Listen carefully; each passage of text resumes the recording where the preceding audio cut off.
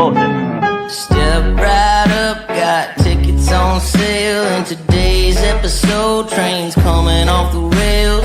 Watch it all burn from the screen on your phone. But don't you worry about it, you're safe at home. Every talking head will tell you everything's fine. It's the blind leading the blind. Yeah, it's a circus out here, we're wobbling on a wire. There's a lady with a beard, clowns juggling fire.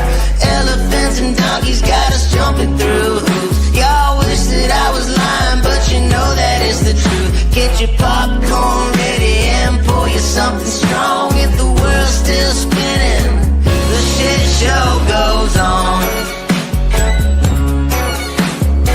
Well, the world's strongest man just dropped the ball, and the tent's caving in from the weight of it all. Yeah, the lion's at the cage, puppets in a rage, and the ringleader's on parade.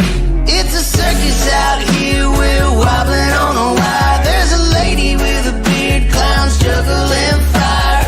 Elephants and donkeys got us jumping through hoops. Y'all wish that I was lying, but you know that is the truth. Get your popcorn ready and pour you something strong. If the world's still spinning, the shit show goes on. Come on! Witness the greatest show on earth! Ignore the flames! It's a circus out here, we're wobbling on a wire. There's a lady with a beard, clowns juggling fire. Elephants and donkeys got us jumping through hoops. Y'all wish that I was lying, but you know that is the truth. Get your popcorn ready and pour you something strong. If the world's still spinning, the shit show goes on. Happy Friday. It is August the 8th. It's my buddy's birthday. And yay, we're into August. It means summer's whizzing by. I don't want summer to whiz by. Anyways, I see I got a whole one here too. Ooh. Sorry I was late sending out links and all that good stuff. It seems like if it ain't one thing, it's another. I'll tell you what it is. It's YouTube's fault. I get busy watching YouTube stuff and then forget. Usually it's because I'm trying to research whatever it is we're going to do a show on. So I get stuck doing that, and then I realize what time it is. It's like, oh, shit, I'm late. So, but I made it. Almost on time. And like I said, the three most important people are here, so who cares, right? The rest are just the late ones. Well, we dropped that down to 2. It's okay. It's okay. So, I watched some clickbait thing that talked about Trump and Elon. Let's see, let me see. I'll tell you what the headline said. Donald Trump's speech, live, cabinet stunned as Trump moves to elevate Elon Musk. And of course, the thumbnail showed him shaking hands with him. I skimmed through the whole video and never seen Elon in there once or shaking hands with Trump or any of that. And I didn't watch the whole video, but I never heard him once mention Elon. I did hear him mention SpaceX. That's it. I didn't hear anything else. So, well, he had some other stuff he talked about, which one of the things I was glad to hear about was China and them buying up our land. And I think they're going to fix that. I'm hoping. And I hope they fix it really good, like yank the land away. That's what it should be. Not, okay, well, you can't buy any more. No, you can't even have the land that you bought from us already. Here's your money, equal value, what do they call it? I can't think of the word. The word, fair market value. That's what you get. and that you're not getting any more. Here's your money. Now get the hell out and don't come back to our country trying to buy land again. So that's how I think that should go. But we'll see. I mean, it seems to be that as of late, we seem to say things, but we do something else. So I'm a little leery about even saying that because I feel like something else is going to get done in the process. He also talked about, he's sending more weapons to Ukraine. They need them. They need them because, Russia's taking them out. Mouse, what's up, darling? Hey, honey, how's it been? Oh, busy. If it ain't one thing, it's another. So, yeah, I'm here, though. I made it. Made it. All in one piece. That's right. How about you? I'm doing good. Doing good. Yeah, I was just watching Trump talk about his, I think it was yesterday they posted it. Maybe it was this morning. Let me see. It was a day ago. And it was on that Times Now YouTube channel. And I mean, it was a cabinet meeting. And there was probably, 25 people sitting around that huge ass table. And I mean, they did talk about some stuff, but some stuff just seemed, I don't know. Redundant. I feel like it's just fluff. It's just whatever to shut us up. Right. And I got a huge problem with that. I remember when the kids were little and I'd just go, yeah, whatever, just shh. And then later they'd go, you said yes, Mom. Right. And I did say yes. And what I said yes to wasn't really good, but I said, yeah, just so they'd shut up. And, yeah. And now I got to deal with whatever I said yes to. And sometimes that wasn't really good. Like, yeah, I told you I could give you $100 to go to some stupid camp for the day. Right. Oops. No, did I really say that? Yeah, I did. And now I got to deal with it. So, yeah, I just think I kind of feel like that's how we're being played here as of late. But I do. I think we feel that way right now. I don't know if that's going to change. I hope it does. Well, it'd sure be nice if it changed quickly because his credibility is dwindling fast as far as I'm concerned. Well, there is one thing that I'm having an issue with this administration right now. And I guess it kind of ties back to the Epstein, kind of ties back to Diddy. Me and AV were talking, we were tired of the world messing with our children. Leave our kids alone. That whole movement. I don't feel like we're getting as much traction as we wanted on it. Yeah. I don't think people are going to serve consequences that we think should. Well, and I think that's kind of what I think is starting to really piss people off because he has a tendency to, I've never seen him do it before where he's kind of poo-pooed us, and I don't know how else to put it, but right, just making it sound like what we're talking about isn't of importance, and so we just need to move on. You peasants don't know what you're talking about. So, there's no sense in me trying to explain it to you because you're never going to get it. And that irritates. It's like somebody that lies to me. If you lie to me, it makes you think it makes me think you think I'm stupid. And I may be a lot of things, but I'm not so certain stupid would be the one I would. Exactly. I mean, I can be stupid, but usually I play the part really well. But it's not necessarily that I am stupid. I just like to play the part. Sometimes it's a good weapon. There you go. Now I know why blondes use it so often. Nobody expects anything from them. That's right. Just play the ditzy blonde. You'll get by with all of it. Yes, Corey, Bill Gates did buy a lot of land. And I think that's something that needs to be discussed. If you're buying farmland and you're taking it from farmland and making it something else, that's a problem.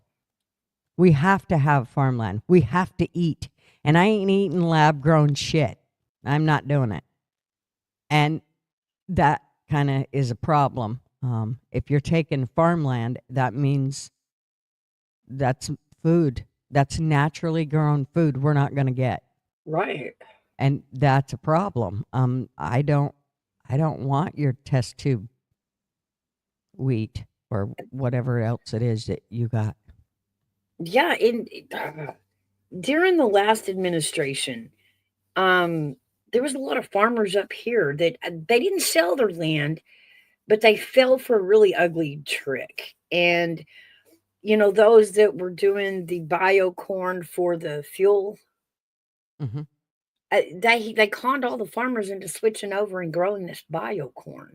Mm-hmm. Now that's 20 fields that aren't going to grow really any food anymore. Mm-hmm.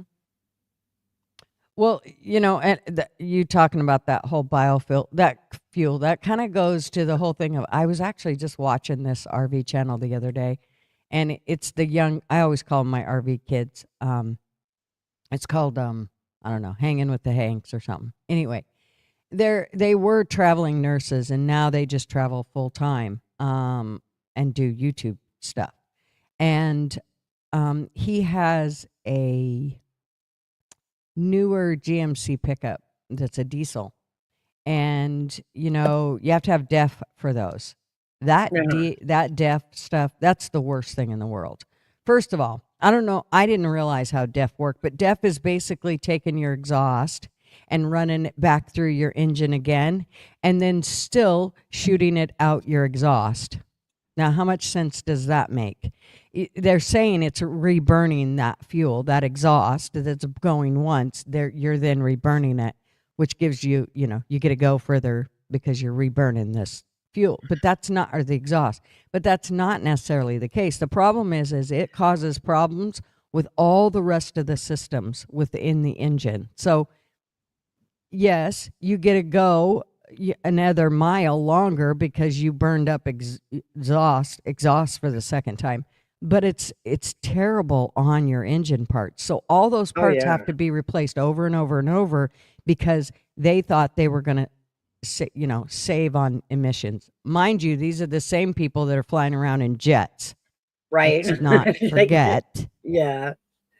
So hadn't drove a car by themselves in years. Yeah, I'm just this whole DEF thing. I think that's one of the things I wish Trump would get a hold of and squash like nobody's business. I really do. I wished he would quit, and I wished he'd get rid of them, even building them like that.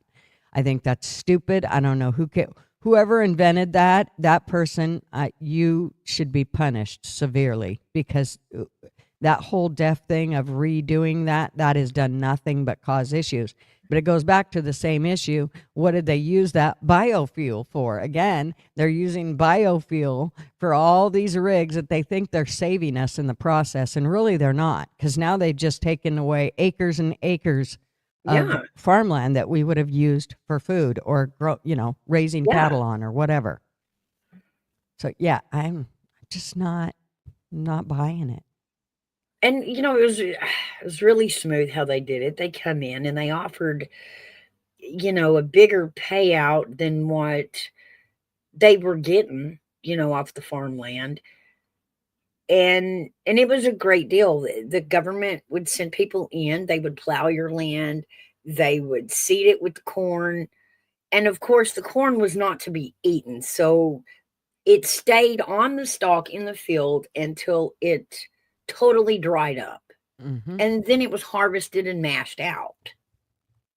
But at the same time, there were very few vehicles at the time running off this biofuel, and nobody was selling it. Very few places were actually selling it. So a lot of it went to waste anyway. Yep. Yeah, I'm not impressed with any of it. I definitely think that we've got to rethink things, and I hope that Trump is paying attention to. These are the kind of things I hope he's really paying attention to. I was really impressed though when they had their cabinet meeting this morning and actually said regarding the land that China has bought and She even pointed out all the areas of where they bought and where it's close to our military bases. That, Oh, I wow. mean, if that don't scare you, I don't know what. First of all, them buying our land should be scary enough, but then they buy it next to our military bases. I And just, we don't, they can be watching stuff. They can be getting ready mm-hmm, to attack. mm-hmm. They could be listening to phone calls, hacking computers. We don't know. That's awful close to a base. Yep. Good morning, Army Vet. Hey, handsome. Yeah, I definitely think it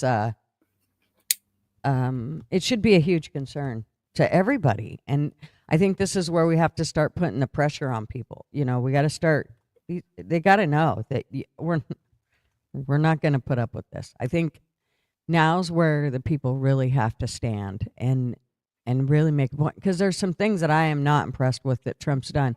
And, you know, maybe people are right. Maybe he's doing this and I don't know the whole story. So that's why I don't understand the decisions he makes. But one of the things he prided himself on was being transparent.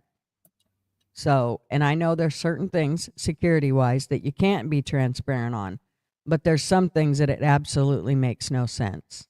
And it wouldn't matter whether you were transparent or whether you were not transparent and didn't let us know. It doesn't change the outcome of certain things. So when he makes these kind of decisions, it's kind of frustrating to me that, for one, he said one thing and then he turned around and his actions did something completely different. That pisses me off to no end.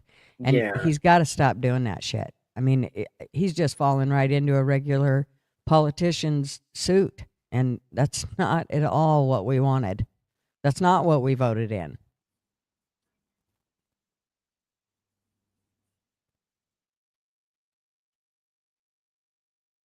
No, I agree.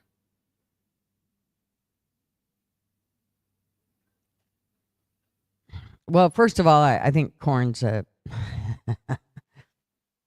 think it's a useless fucking vegetable, to Now tell you the in truth. 2025, we have discovered that corn has absolutely, It's useless. It's yeah, just it has no useless. nutrition. No. But we use it to base chips, Yes. everything. Mhm. Yep. You know, it's always amazing to me how people are so health conscious about things, and then they'll do things like, and I'm like learning. I'm becoming more health conscious. I wasn't to begin with. I would eat all the nastiest shit you could find, and I thought it was fine. I was living. How could it be wrong? Well, now that I'm 39, 39, yeah. I'm starting to realize that all that shit was not a good idea, and that I'm, you know, Salad is the one that makes me mad. well, Like, they told how us many it was years good. did they shove salad in Mhm. our face and say, you know, you need your vegetables and lose weight, and this is your diet food? And now they come back and said, we're so sorry. Lettuce has absolutely no nutritional value. Well, the only nutritional value it does is it can make some great slime. I'll never forget when I was about, I don't know, 8, 9 years old, and there was some lettuce in the fridge, and my mom was a stickler for keeping our fridge cleaned out. And this lettuce, I mean, it was like one day, and the bottom of the lettuce kind of turned to slime, and I Yep, pulled it it out of the did. fridge, and I'm like, Mama, and I'm kind of doing the, and she's like, what in the hell is that? I'm like, well, I think it's lettuce, ain't it? And she goes, well, I just cleaned that fridge out yesterday and I just bought that lettuce. I don't understand how they could do it. Anyways, she picks it up and the slime just kind of, from then on, I was like, I'm never eating lettuce. I hate lettuce. I don't like it. I know Yeah. because as soon as you get it wet, and I kind of experimented with it, I'd do dishes and you'd take a piece of lettuce and it'd be on the plate and it had been sitting there and it literally just kind of turns to a slimy, it doesn't even have to hit your stomach acids and it goes to slime. I'm Yeah. not sticking that in my body. I refuse. And here's all I could think about was every time that I would do dishes and how the lettuce would stick to the side of the sink. Yeah. Well, where's it sticking in my guts? I'm sorry, but I got a problem But with it that. does, though. If you've known anybody that has ever suffered from diverticulitis, Uh-huh. which is, you know, little nodules Yep. in your digestive system that can catch food and, like little pores that it'll stick. Lettuce was the worst for setting off their diverticulitis. That and seeds. Yeah. Seeds are a big one. You don't do seeds. We actually got Marvin over there, but using all natural stuff. Boy, did we have some pissed off doctors. What are you using? Well, not the shit that you prescribed, that's for sure. Because that put him in some crazy moods. Yeah, for sure. That sulfasalazine, oh, that stuff was the worst. You had mood swings like you would not believe. It was terrible stuff. So we changed it over and went to all natural stuff. And it was amazing how putting the good bacteria back into his system did a whole reset on his body. Wow. Mm-hmm. Yep. And now realizing that staying away from general practitioners, it's amazing the things that we found out and how much better he's starting to feel, how he's starting to gain muscle in a very short time. And this whole time we've been asking the doctors about this and, they had one excuse after another. You just, you're getting old. Really? He's barely 60. Are you serious? So, yeah. It's funny how when you finally take it, like your own life into your own hands, that the things that you can find out. Oh, yeah. Oh, definitely. And the things you wasted life on. Mm-hmm. Like, do you know how long as a kid it took me to put lettuce in my mouth? Like, that was a trained thing. And then I started liking it after a while. And then, to learn that was pointless. I still don't like it. I eat it because I have to, but I still don't like the taste of it. Like I don't. And I'm a big one, like people will go, oh, I love a carrot. Really? To me, that's like eating mushroom. They both taste like dirt. It's a root. It tastes like dirt to me. It's just gross. Mushrooms, I can't do them. I wished I could. It's like crab. I wished I could eat crab. It looks good, and anything that you dip in butter has got to be good, right? Yeah. As soon as I get it right about to my lip, man, it's just like, oh no, it hit my nostrils, and I can't stick it in my mouth.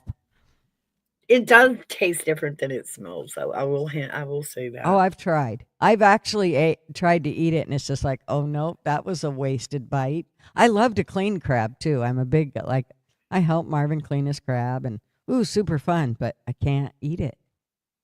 I'm so bummed about it because it looked so good, but it was the crawfish that always got me.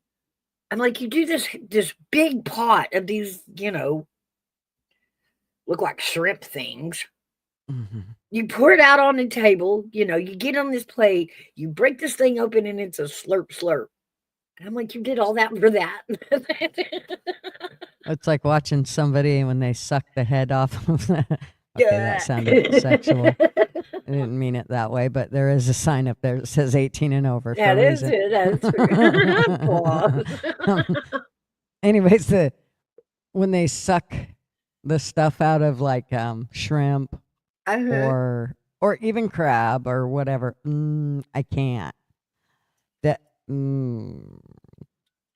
The things that I think about, I'm such a visual person. It's like when somebody says I'm gay. Well, you know where my mind goes.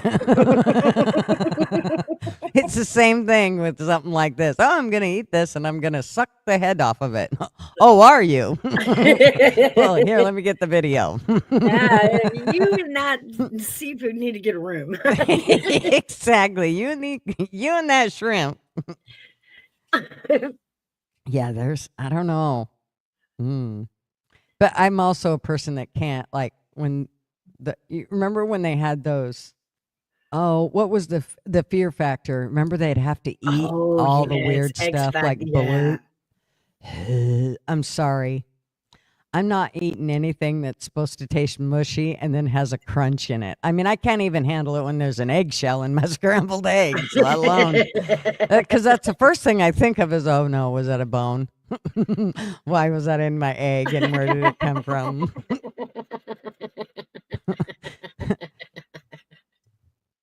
Yeah, I'm not. I can't.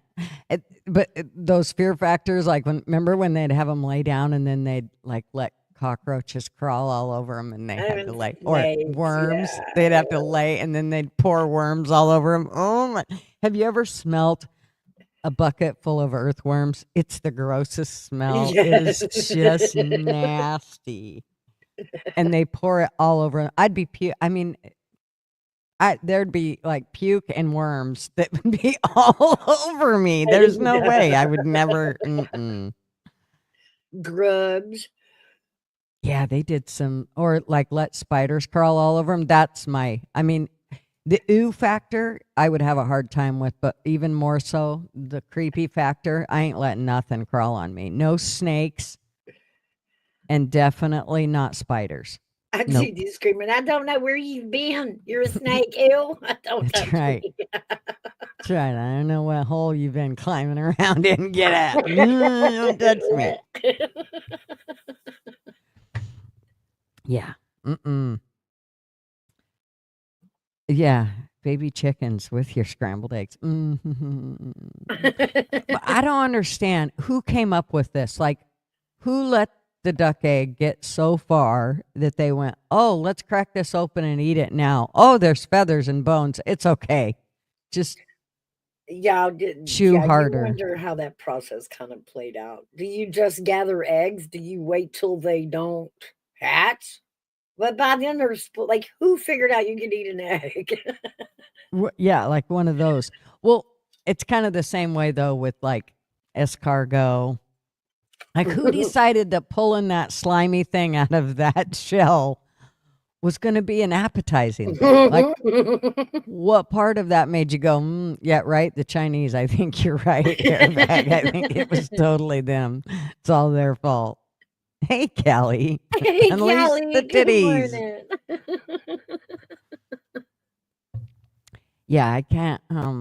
There's a lot of things though that I think I don't understand how they even like, fish eggs and nope. I'm not. Yeah, never. man, were you starving so bad that you just sucked on some fish eggs and went, you know what? Wait a minute, that wasn't that bad. Right. Let's do that again. Let's put it on a cracker. Yeah. Let's make this look good. Put a little mint on there. That'll make it. Yeah, Dress it make up. all the difference. That'll help. Eat all these baby fish. Ew. I can't. I just There's lots of things that, like, here's one that people are just like, really? You can eat that? I can eat pickled pig's feet.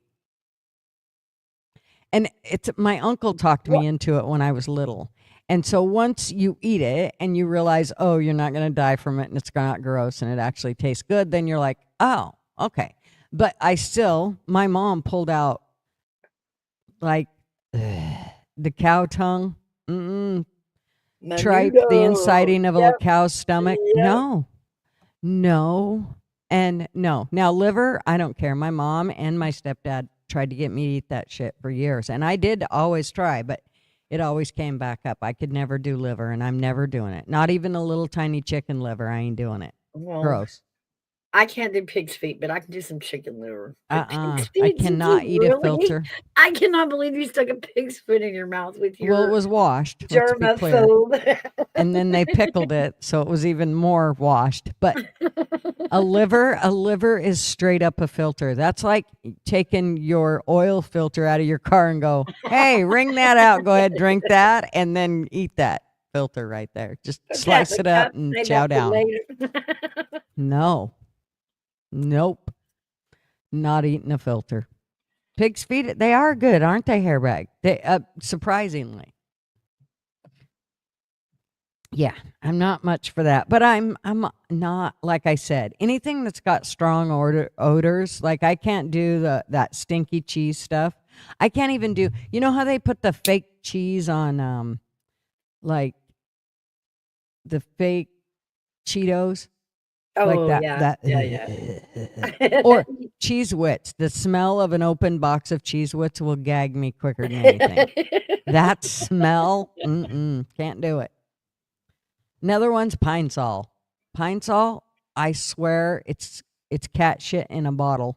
That fairly always certain. said that too. I can't clean with ammonia. I It smells like somebody peed all over my house. I my can't. son, and it's so weird because I grew up with bleach. Well, and I mean a lot of bleach, and because of Yeah. that, my kids have a phobia of bleach. They're like, "Gonna get that shit away from me." So my oldest, he's kind of a clean freak. Him and his wife both, and so he'll clean the house, and he'll have done it with Pine Sol, and the house will be sparkling clean. But as soon as that smell hits my nostrils, it's like, okay, did you just take the cat box and rub it all over the floor and walls, or what did you do? How did you come up with this smell? He's like, Mom, it's Pine Sol. Like, oh, I can't do Pine Sol. Can't. So usually he knows on those that don't clean your house with Pine Sol the day that Mom come over because she's going to bitch the whole time she's there. So they've learned. I just never could stand the smell of ammonia. I don't know why. I can't either. It burns the hairs, and it makes my eyes water, and I can't. Yeah. But there's a lot of smell. I have a funky thing with smells. Like, for instance, I mean, we've talked about this before, front loader washers. I can't. And my grandson, my son, who's a clean freak, and so is my daughter-in-law, my grandson, she came and brought him here yesterday, and he had on his new birthday shirt. She had washed it, and he wanted to wear it again, so he comes walking through the door, and the minute he walked through the door and I picked him up to give him a kiss, I'm like, what'd you do to his shirt? She's like, are you going to puke? I'm like, I might. What did you do to it? And she's like, I washed it. Did you wash it in like the moldiest shitty water you could find? I don't understand. Did you not? I don't how did you get it to smell like this?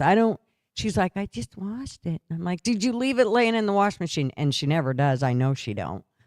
She's like, no, I would never do that. I'm like, it's that washing machine. I told my son the other day, you guys are going to come home and I'm going to have your washing machine tore apart. I'm going to find the filter in that damn thing because it's coming out. I'm not going to smell that. I want to love on my grandkid, and if I have to smell a funky smell, that ain't going to work. Yeah. Nope. So I'm on a mission to redo his washing machine. He's probably not going to be happy with me. You watch, I'll screw it up or something. I can get the wrong one or something, yeah. Well, no, I'll end up, like forgetting how to put it back together or something. Oh, you're going to take it apart and clean it. I thought I am. Do like get a whole nother one. No, I'm going to, oh, hell no. I'm too cheap. No, I'll take that sumbitch apart, though, and clean the whole damn thing. Because it's just, I don't know. When I smell my clothes, I want to smell them, and I want them to smell good and fresh. And, and there's clean, nothing better. I remember when Kayla was little, we lived in a town that had a pulp mill. And we had a clothesline. And I loved having my clothes, especially my towels, dried on the line, and my sheets. I loved it. Now, the rest of my clothes, I kind of hated it because they'd always come out kind of wonky from the clothespins and how they'd stretch out and shit. But I loved the sheets and the towels dried out on the line. But in this town, because of the pulp mill, you would bring your towels in and go, that's gross. That's just nasty smelling. So we had like a mud room in the back of our apartment. And so we actually made a clothesline room back there so that I didn't have to waste the money on a dryer, but I could still dry my clothes by hanging them, but they weren't going to smell like the pulp mill. Because I'm telling you, that stuff, it permeates everything. It's so gross. I hate a pulp mill. God, they stink. You can smell them for miles. Over a mile. I was going to say blocks, but further than that. Oh, yeah.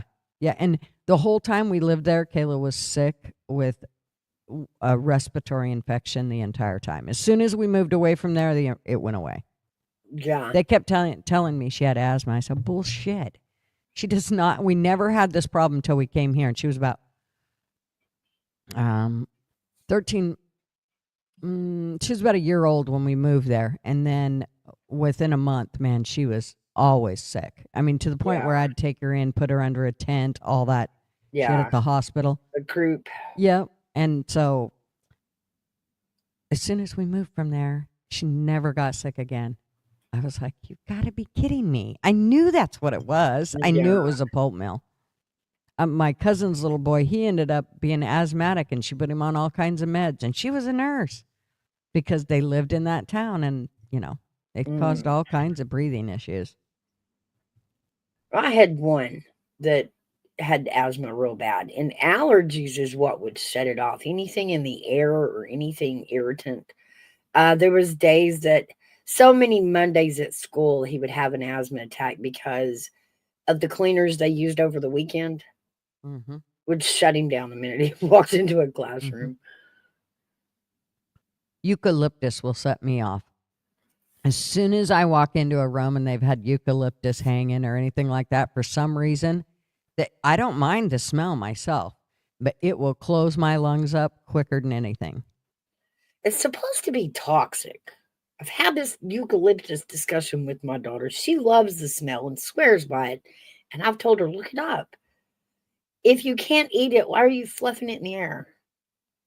Well, it's definitely anything that makes here's for instance, when we get Marvin's airplane's only a 4-seater. I know, fool's been lying to y'all telling you I have a jet. We ain't got no jet. We're not millionaires. Trust me. We own an airplane. We are far from millionaires. If you own an airplane, a boat, or an RV, you are broke as a joke. Let me just tell you. That's where all your money went. That's right. So, but when we get in that airplane, I literally, one time, I just said, I can't. Every time we'd get in it and go someplace. And I would love to go because it could get us there so quick. And I could hike anywhere I wanted. And it was great.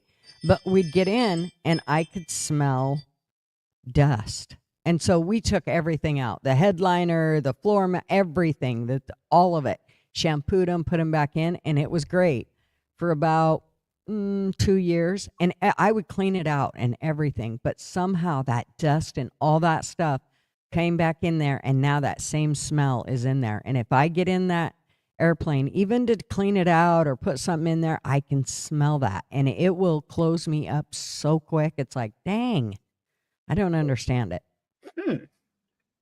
Kind of weird. I don't know anything about plain exhaust or anything like that. So I don't know what would have caused that. Yeah, it's really weird. I think it's just the dust. I thought he left a long time ago. I hate it when I hear my ring go off. But it's always like, a second later than it needs to be. So I don't actually see them coming up the door. It's after they've already come through the door. Like last night when he scared the hell out of me, the ring went off. I didn't realize, I went running out to the front door to unlock it and turn on the porch light. So I unlock it, turn on the porch light. I look out the window. Yep, he's there. About that time, something goes whizzing past my head. I'm standing in a dark living room. What? It goes whizzing past my head. It was Marvin. He threw something at me from the kitchen. He came in the other door.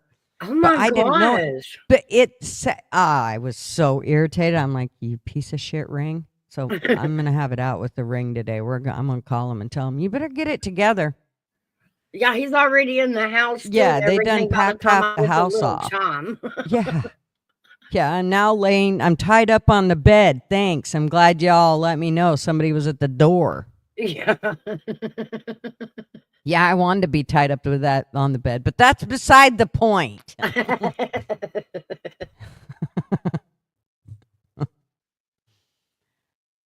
Fools, what's up? He just gave out a membership. Who got that? Thank you, Traveling Fools. Let's see who got it.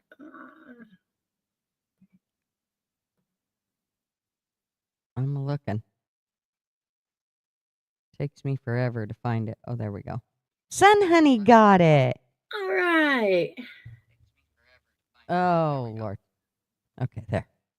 Okay, you know what I got for you, fools, right? And I have to play it because, Sun Honey, she's a member, and so I need to play this. Fools is going to be so excited. This is his favorite. I know it is. Where'd it go? Where'd it go?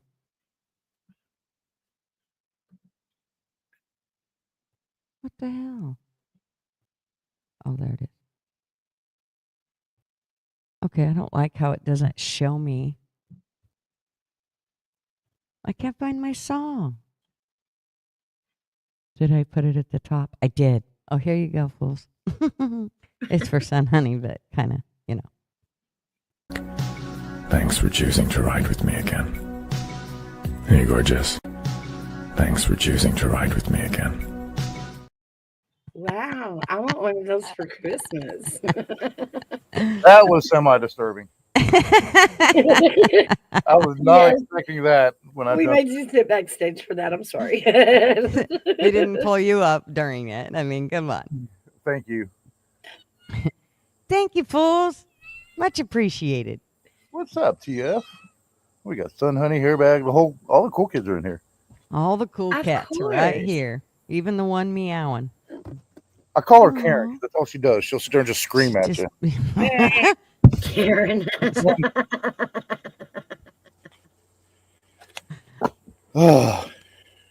Oh, what a beautiful day. It looks like a beautiful day at your house. Oh yeah, it's absolutely gorgeous here.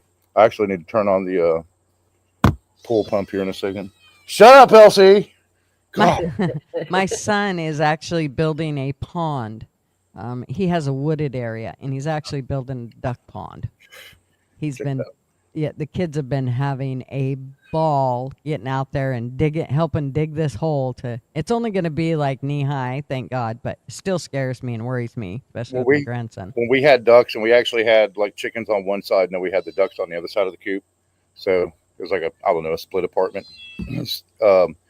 But on the duck side where the run was, we dug just a little hole for a kiddie pool, and then just filled it with water. And yeah, and in the wintertime, take it out, put it in storage in the shop, and then take it back out in the springtime. They loved it, man. They loved it. It was easy to clean up. If the water got too dirty, you just take it out, dump it. They live in a full of water. swamp. They live in a swamp area, so it's one of those areas where it's a floodplain, and like they can't build a new structure in that area. They could build on to the house they have or any structures that are already there, but they can't build a new structure there. And so they have this wooded area, and he's cleaned it up. It's so gorgeous. It looks like a park. I told him you ought to turn it into an RV park. He's like, you're out of your mind. Hell no. So, but it's a really gorgeous area. He's like, they don't have Mexican contractors all over my property. He works with them every day, so he paves roads. He's used to them. There we go. Now we got the sprayer on. I love that. Absolutely love that. Yeah, that's cool. So, yeah, when they were okay, so Nucor's building a steel plant here. Of course, they got contractors from everywhere. There's like 2,300 of them. So a couple of them were illegals. I sat at the entrance to the plant to the construction yard one day, blocked up traffic both directions up and down the river, and checking for cards, right? Checking for illegals. Well, the ones that had already moved into the area had brand new trucks, brand new fifth wheel campers and stuff. They didn't even show up to work. They just split, left all their shit. Mm-hmm. Wow. Well, remember, they didn't pay for it. They don't give a shit. Exactly. I got a lot you can store it in. Right? I was like, man, that's a nice truck. I wonder how much they want for that. It's definitely a little frustrating knowing how much money. You just keep paying your taxes because that money is needed to make sure that all these illegals are comfortable and taken care of. So you just keep paying your taxes. Right. Lucky for me, just the way we have everything, we got the trifecta going, so I haven't had to pay federal taxes in 3 years. Nice. Because everything goes back into each other. So nothing goes back to the 1040 for the income. Because everything from one company is invested into another company, it just goes in circles. That's the loop. That's that tax hole loop that Trump was talking about. Mm-hmm. So it's like, yeah. Yeah. Still got to pay state taxes, though. I always loved it. We would go, and we always went and seen a CPA and, paid our taxes, and they'd be done every month. Well, we had a friend who was self-employed. He was a real estate appraiser, and his brother had gotten him the job, basically. His brother had the business. And he just employed this guy. Now, the guy was super smart. He could have went and got his own license, and he could have eventually taken over his brother's business, but he didn't want to do that because that would have took a little bit of initiative, and he didn't want to do that. Everything's been handed to him on a silver platter since the day he was born. And so he had no idea how to, work ethic just really wasn't even there.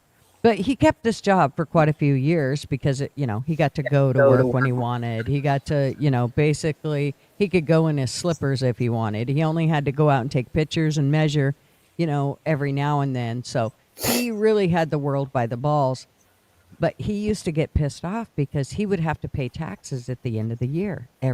Every year he would be pissed. It'd be like $10,000 they'd owe. Well, we would be getting money back, and we would make about the same amount between, me and Marv, and then him and his wife. And he would he said to us on so many occasions, he told Marv, I hope you go to federal prison for how you're fucking over the system. I can't believe you're doing that. You can't screw the system over like that. And Marv's like, I go to a CPA.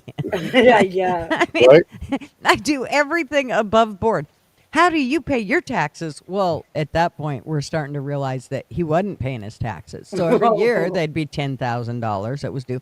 And he'd just pay some payments on it. But he would never get it caught up. This is another thing that pisses me off. You and I have to pay taxes. But somebody that didn't pay taxes and they get so far behind, then they can get a lawyer to go to court for them. And then they can get knocked down, and they only have to pay a percentage of that. Yeah, they That's say bullshit. 10 to 15% of the actual Yes. cost, which is like dirt cheap. Mm-hmm. And I had friends that were like, "Man, what you're doing is wrong." I was like, "It's legal." But they're like, "Yeah, but it's sick, man. You're not paying your fair share." And I was like, "No. What it does is it gives me the ability to invest back into the community where I deem fit, not sending money overseas to fucking Exactly. Nigeria for condoms or some shit." Exactly. Huge donation to the local volunteer fire department. Huge huge donation to local SSG and business investments and stuff, local business investments, things like that. All tax deductible. All tax Smart, deductible. Yep. yeah. So, like, I think every American should be able to do this. And there are people that are actually putting this information out on YouTube. It's like, yeah, because you can't trust the federal government where the funds are going to go. Even with the current administration, they're trying to clean it up. But everything starts locally at the community, not the federal level. So this gives, if everybody did the same thing, there would be no dying cities, no dying towns in America. Exactly. Hey, I got to run and grab Marv. Mouse, can you hold the fort down for just a few I got minutes? it. Sure. Okay. No We're going problem. to burn this bitch to the ground. That's right. All right. I'll be right back. Let me go find the matches. We made a huge donation to the local high school football and baseball team a few years ago. I was like, we need new equipment. Cool. Here's 20 grand. There you go. And I don't think it's wrong. I think it's just a way we can actually control our own tax dollars. Yeah. And then the school was like, the booster was like, well, we're going to go ahead and put a sign up, on the backfield and stuff, because the football field and the baseball field are the same thing. Right. So I was like, no, you're not. I was like, let these kids play. Right. Right. It'll teach them good ethics. What, Karen? They That's all she just does. chatter because they like to hear themselves chatter. Karens. Yeah, I mean, most cats, meow. She's like, meow. Screaming at me. Like, that's why I got married, so I can have a woman scream at me. I Yeah. don't need a cat, too. But yeah, that's the. Actually, we might do a stream on that one night. Show people how to do stuff, Oh yeah. and especially since they suspended. I'm going to say they eliminated, but they suspended, because I think the way that the bill was written is only while Trump's in office, for the Social Security tax, the overtime, the tips, and stuff that they're doing. I think it's. Oh TF yeah. might know- TF might know better than me or Gigi, but I'm pretty sure that the way it was written is that's only in effect while Trump's in office, unless Congress renews it. Right. So, yeah, and we can teach everybody how to turn a dollar into a tool. Yeah. Well, I mean, if we're gonna be charged a certain amount of taxes on our income, like you said, donating it to a local organization, it is tax deductible. And what that means is We get that money back. We invest it back into the trust, and then the trust can issue money as it's needed, either into the companies or the local community. So, right. So it's basically taken off your tax bill, tax deductible. When you donate to somebody with the receipt, you show them I donated this, so they take that amount off the taxes that you owe. mhm. So, like I'm saying, it goes right into the local community. You get to choose where your tax dollars are going to go because you got to pay them regardless. Yeah, But to show that, no, all my extra money went to charity, I donated it here. Well, that pays your tax bill off and it stays within the community. yes, exactly. So it's not only the financial stability as like the main drive, the main incentive for that ambition, but it also allows you to take charge of your finances. Like Hmm. you just said, where you'd like to invest it, where you Hmm. want to dole that money out to. Yeah. And I agree with you. I'd much rather see a baseball team get uniforms than Hamas get condoms. I mean, like, Exactly. or things that we know aren't allowed to even go on over there. Like, what do they need coloring books for LGBT in places that it's not even legal? Did you hear what happened last year with the Taliban? What's that? So, of course, they were sending like all these books and stuff in their language over to Taliban to educate the kids, and the whole what's it, the Farsi Sesame Street show or TV show Yeah. shown over there. So they had an American emissary when I guess they were doing negotiations with the Taliban again, and one of the Taliban leaders came up to the American emissary and he said, "I need to ask you a question. Is this true? Is it in America? Can you kiss a frog if you're a woman and become rich?" And he's like, "The fuck are you talking about?" And he said, "Yeah, we read this book from America that you can kiss a frog, and he will, you'll become rich." And it was the Princess and the Frog or some shit like that. Okay. Book. Okay. So yeah, it was a child's book, and the Taliban leader read it in their language and thought it was like a documentary book or historical book or whatever in America. Like, this is the kind of shit we're wasting our money on over there, giving them $40 million a week. to talk about kissing frogs. Yeah, Yeah. it's like you figured, okay, well, we'll send them some kind of agricultural book to help, grow their crops and stuff, and more opiates for the pharmacies and stuff. No, they're sending them fucking children's books, and they think you can kiss a frog and become rich in America. Ugh. Dang, I need to quit kissing dudes. I didn't know that. Yeah. I mean, I was taught you could get a prince out of it. Not rich, but I guess a prince would be rich. Yeah, me and Chief are going to write a book called The Mouse and the Frog. Write it in Farsi and send it to Afghanistan. Your subscribers are going to go way up, Mouse. Everybody's going to be like, who is this mouse? Yeah. Oh, gosh. Now I got to go find me a frog. Anybody want to be a frog? Right. Dress up in a big frog outfit. Son Honey's right. Angie makes some killer peanut butter cookies. Not to change the subject. We're going to have a good one. We're going to have a good one. He's a pretty good cook around there. Rumor has it, Right? I thought that was a cat. That was a mosquito. I was like, the hell's on my leg? They got me all paranoid now, all these kittens. How bad are the mosquitoes over there right now? Not really bad. But there's a trick my grandfather taught me.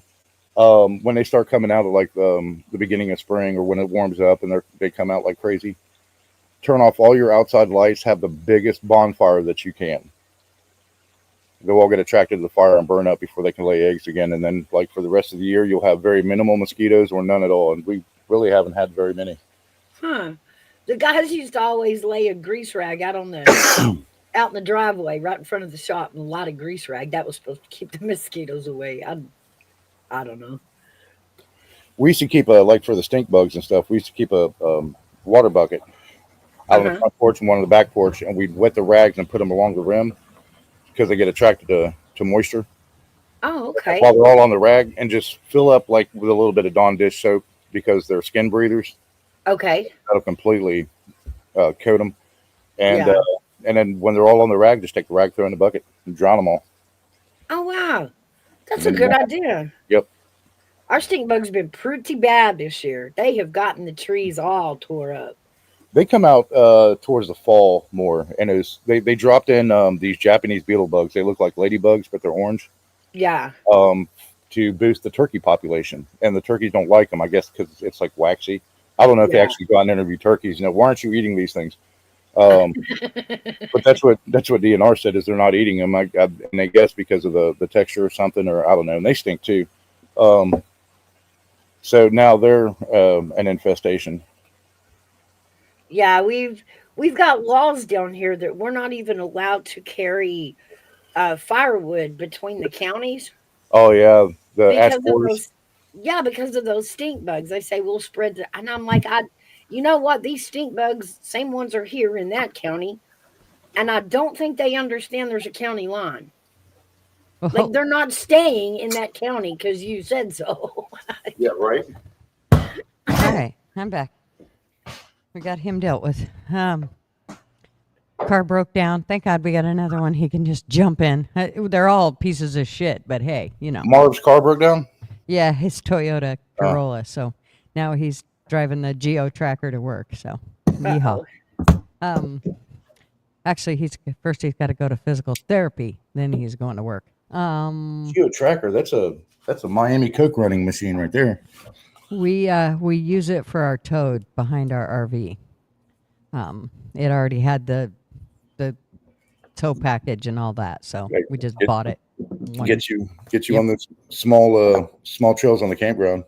Either that and we can go anywhere in that tracker. That little tracker, it's like having one of those ATVs damn near. It needs a little better engine for it, but I mean it works great for going on back roads and places that we want to go. That little straight 4-cylinder though is easy to fix. That's the best part. Oh, super easy. It's like, thank you, Chevy. You did something right for once. Mm-hmm. Exactly. Yeah, it's like a golf cart on meth. Right. Exactly. With 4 wheels. That's about it. I mean, it's a little bigger. That's how all of our grandkids will learn how to drive is in that and the Datsun, in the 1972 Datsun pickup. Oh, wow. Mom had I forgot about that. Mom had a 79 Datsun hatchback. Or at least it looked like a hatchback she loved that car. I think it was a damn mountain goat. What were you guys just talking about? There was something I was going to say. Emerald ash borers, taxes, and something else. Yeah, you guys were talking. Okay, so here in Oregon, dumb broad, our governor, Governor Ragtag Kotek, she is trying to actually, I think it starts January of 2026, that if you tie one inner tube to another inner tube, you have to get a permit to float down the river. Yeah, I was on G2Ks bitching about that. G2Ks and Harley Dads. I was like, they literally classify it as a boat. Mm-hmm. They're doing the same thing with paddle boards. And mind you, because of something called a zebra mussel that we don't even have in our rivers, but in case they come here, we need to have money set aside to, get rid of them. I'm like, you lady, you're Tina really Kotek. striving. That's it, right? Tina Kotek? Yes. Is that a woman? Yeah. Well, I think it's a woman. Who knows? It's an it. She looks like a mean third grade teacher. Yeah, she's something else. And she was put in that position when the other one stepped down. What was our other governor? I can't remember his name. But he stepped down, and so she was thrown into there, and then she ran the next time and somehow got it because, we have a bunch of idiots here in Oregon. Yeah. And we do. Yeah, I'm sorry, Oregonian. We're just idiots. Straight up. And I hate that I have to call myself an Oregonian, but I figure after you've been in the state for 30 years, you kind of have to take on, as bad as I hate to. I was really born and raised in Idaho, and I just would be an Idahoan, even Yeah, though that's sometimes a common law adoption after that many The years. rainwater collection law is what drove me nuts in some of the PNW states. It's like, one, you don't own the rain. And two, why is it that you have to pass a law to keep citizens from collecting rainwater? What are you putting into those clouds? Yeah. Exactly. Here's a veto list for a Senate Bill 976. Allows an individual to verify whether cattle are pregnant without holding a valid issued license by the Oregon State Veterinary Medical Examining Board under certain circumstances. That's just nuts. Yeah, why do you need a license to say, yep, bitch is pregnant? That heifer's pregnant. That's right. Just a lot of these laws that she's striving because she's down, I don't know, over $1 billion, I think, in the budget. So she's trying to make up for the money she's already blown. And I think she's having a hard time doing it. They're also trying to do it with roads. You know, one of the reasons that they got people to agree to legalizing marijuana was that money was supposed to go into schools and roads. We have the shittiest schools in the country and damn near the shittiest roads. Yeah. I'd say it's everywhere. The infrastructure shit everywhere. I mean, oh my gosh, we still have bridges that were built by the Civilian Conservation Corps around here. And it's like, it's almost 100 years old. Yeah. And those bridges should have been replaced 50 years ago.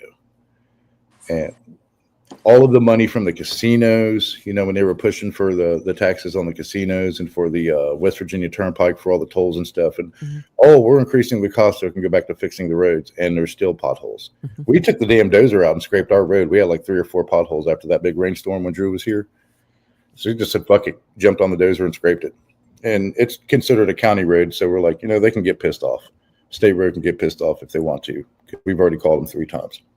Yeah, in Idaho, they have tons of reservation and tons of casinos. And one of the places that they put a casino is a spot where there was never any accidents. And then all of a sudden, this casino went in. And now every time somebody pulled out onto this highway or, you know, vice versa, they'd get hit.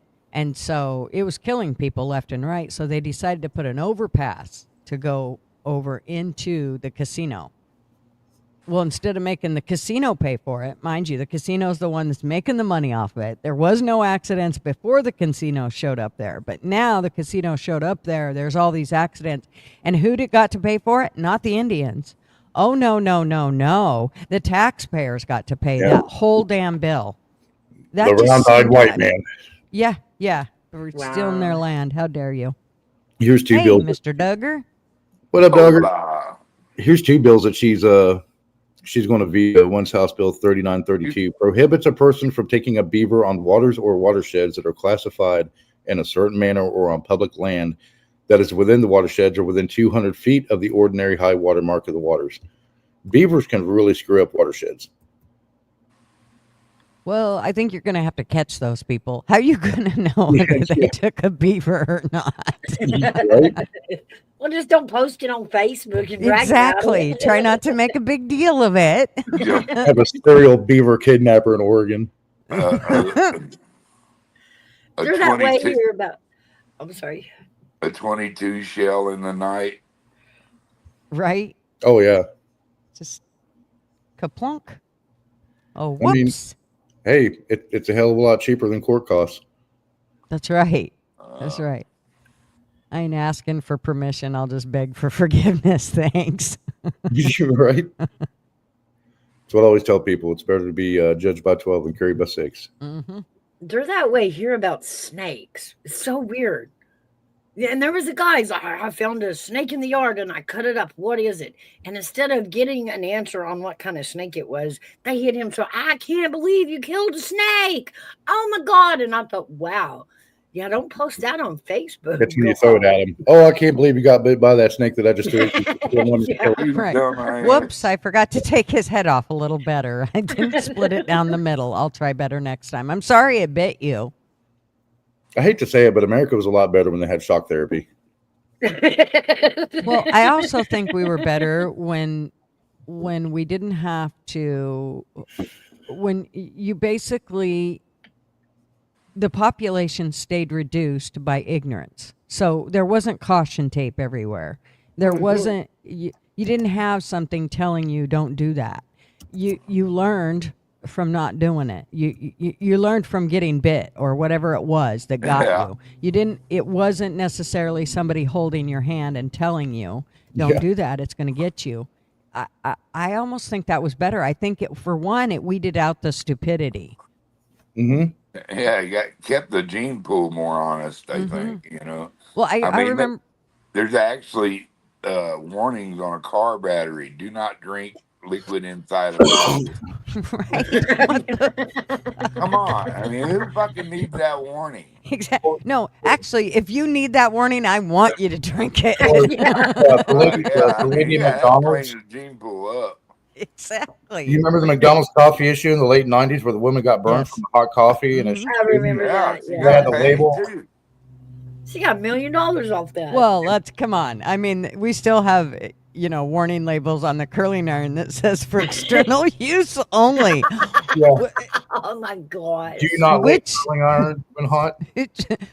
which broad did that That was so that we had to have a warning sign?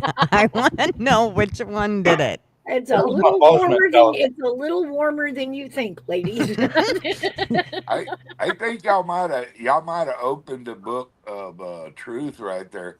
It kind of really started really hard after that lady got burnt by that freaking coffee. Mm-hmm. Like It did. everybody was jumping on well, what could I do to fall or get hurt to get them to get paid? Now, who can I sue? Yeah, I'm still waiting for the emotional anguish for PTSD because of the dotted lines in the middle of the road. Yeah, Well, right. I remember the last time we went to Mexico, it was kind of darkish, and we were walking along, and there's this hole, and nothing was around it, just a hole that the city had dug or somebody had dug. I'm assuming it was the city. Anyways, they dug this huge hole, and there was not a cone, not a caution, nothing around it, no barrier, nothing. And I said to Marv, look, there's nobody in that hole. Nobody fell in that hole. Plane's not in that hole.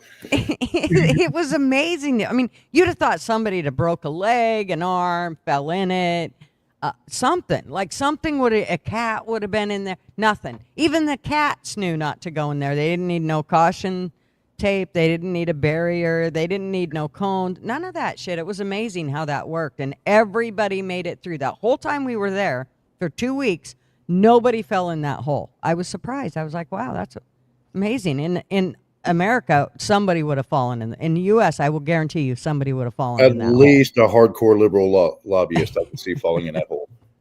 She'd have been pushed. Pushed, yeah. hole.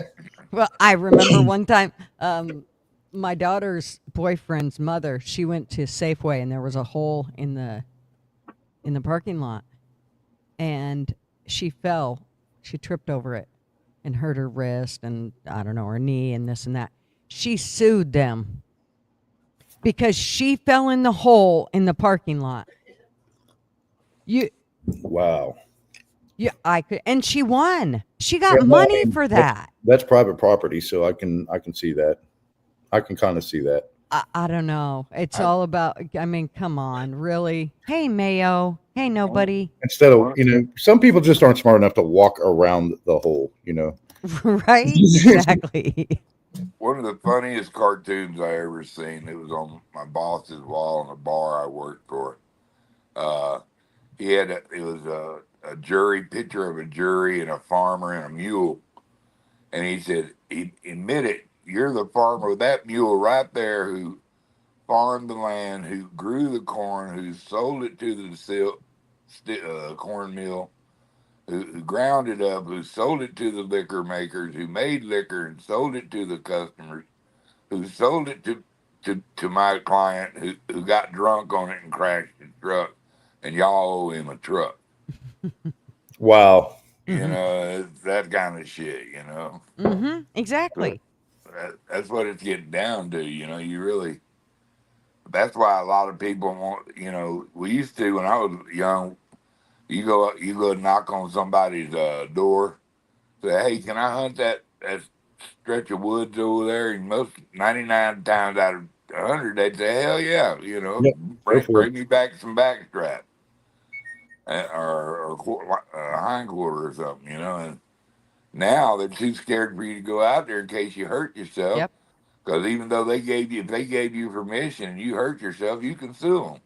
Well, it's the same way with you driving down the road. It used to be we would stop, pull over, and help them. Now we don't do that. Yeah. For one, I don't know if they might, shake me down, or I don't know. And if I mess something up on their rig or whatever, then they're going to sue me and make me pay. When all I did was try to stop and help them. It's just, so you get to the point where you're too scared. It's that whole, you're gun shy of all of these it. days you don't even have to have permission to be on somebody's property to sue them. Mm-hmm. That's the scary part. Yep. Yeah. See, Sherry, the bars in Canada can be sued if someone leaves the bar and gets into a wreck. Yeah.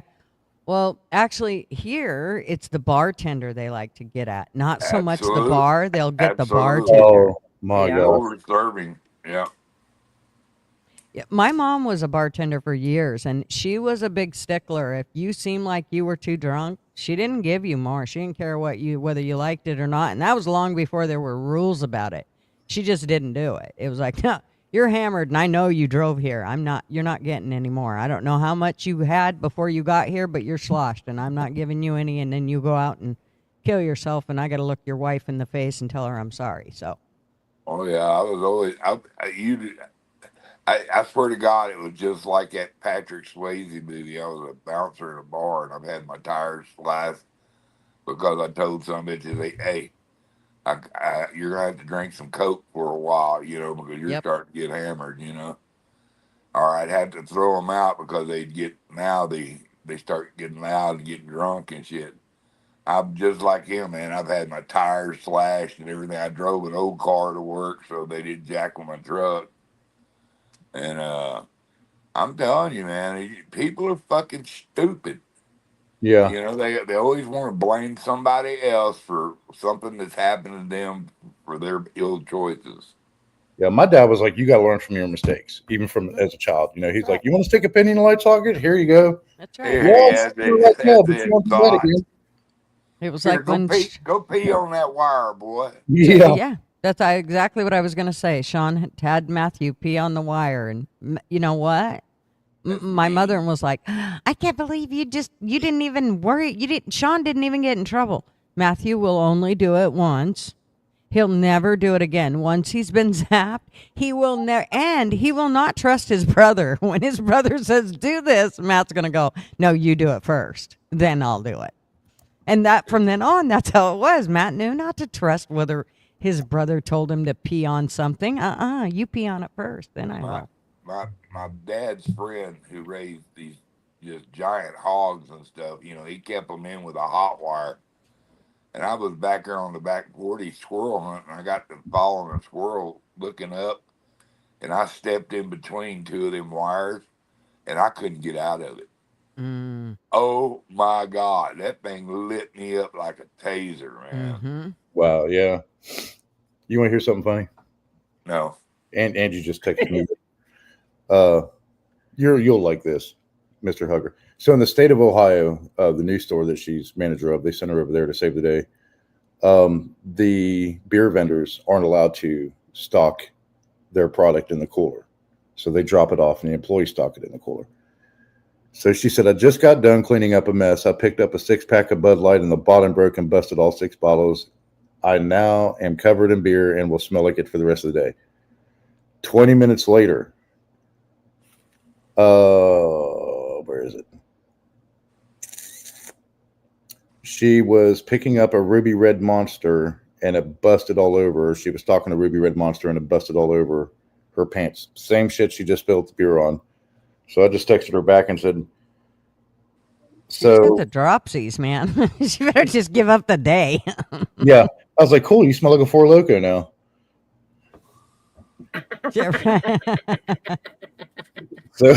So I was like, do you want me to bring you a change of clothes? And she's like, no, I'll be okay. Because she's only there for like another 4 hours. I was like, well, good luck explaining this to your supervisor. Oh. She comes in and Angie smells like alcohol. It's gonna be great. It's like it's Friday. Fuck it. Right. It was a rough day, boss. I used to tanker barges and ships. I was a tankerman working on a tugboat, and they had so many rules, for different classifications of barges and chemicals and stuff like that. So you had to know that or look up in the book and find out and stuff. And I was sitting there shooting the shit with a fella, and he goes, "Why they got all them rules?" Then we heard a big old explosion down there at the nitrogen dock, and I said, "That's why you have all them rules. Yep. You got motherfuckers that don't follow them, and it kills people." We got a lot of towboaters around here, but when I was on the fire department, we had one at the Robert C. Byrd Locks and Dams that caught fire down in the engine room. So of course, in the locks, they're like, boats on fire. Nope. So they opened the gates and let it flood down river. So somebody, I won't say who, it wasn't me, of course. So we're fighting water on board this boat. So the same amount of water that you put on, of course, you don't want to submerge the thing in the damn Ohio River. So you have to pump the water out somewhere. And of course, we had no tank to hook it to. So somebody decided, hey, let's take all this oil and gas and fuel mixture and hydraulic fluid and shit and pump it back into the river. Yeah. I mean, the Ohio River is already the second most toxic river in the United States. Still no excuse to pump that kind of shit knowingly into the water, man. Yeah, they had one of the water pumps up on deck pumping everything out from bottom, and I was like, bro, guys, we're gonna get in deep shit for this. Coast Guard had a field day. Oh, I bet. Man, they'd take you to prison. Yeah, they were pissed. Yeah. They didn't do it to us. They fined the boat company. I can't remember if it was Amherst or if it was AEP, but yeah, they fined the boat company for that. Yeah, I always wanted one of those lockman jobs. What a cush job that is. Yeah, I got a buddy who works over there, man. He watches ESPN all night. Yeah. And just waits for one of the boats to call, and he's like, yeah, Captain, come on through. And that's it. And just pushes buttons all night. Yeah, we used to have a fleeting service up here in Houston for Western Towing, where other companies would bring their barges in, and they'd put them with us, and then we'd move them all around the Houston ship channel, right? And we was taking two 30,000 barrel benzene barges. Benzene, some volatile, nasty shit. They use it is, and everything, Yeah, it's bad shit. And we're pulling in a place called Romanhoff, which is right next to Shell Oil. Okay, and they got a big ship there, unloading and stuff. And I just caught the spring wire, the spring rope for the front to stop it, and I just got the one in the center cleat and kept it close to the tie off, and all of a sudden everything started exploding around me. And when I'm talking about exploding, I'm not talking firecracker, I'm talking bomb exploding. I seen a floating top off a 100-yard wide floating tank go up in the air like a fucking frisbee.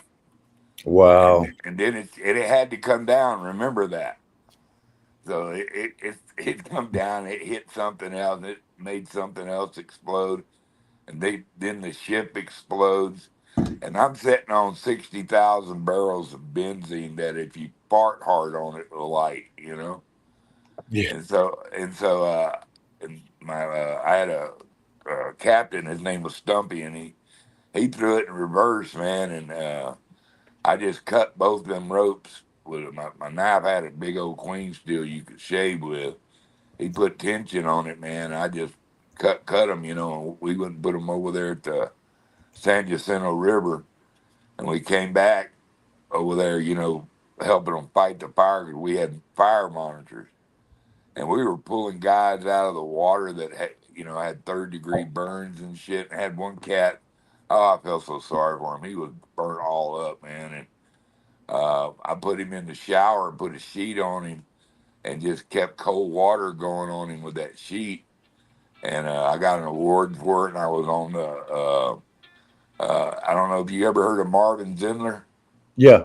Okay, well, Marvin Zindler, my witness news. We did a show, The Dangers of the Houston Port System, and so I was on that show, and starts off me stepping off of a tugboat onto this barge, and I'm gonna tell y'all, a week later, I stepped in some fertilizer stuff they had left on a barge, and just jacked my whole world. It killed my knee, and it messed up Oh a man. vertebra in my back.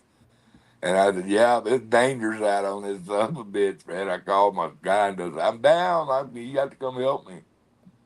And so, I mean, people just, man, they just don't care. No. They knew they had spilt that, but they didn't clean it up. So that I got a pretty good paycheck out of that. Well, look at the Freedom Industries bill they had up here in Charleston, West Virginia, with the American Water Company, affected like 9 counties.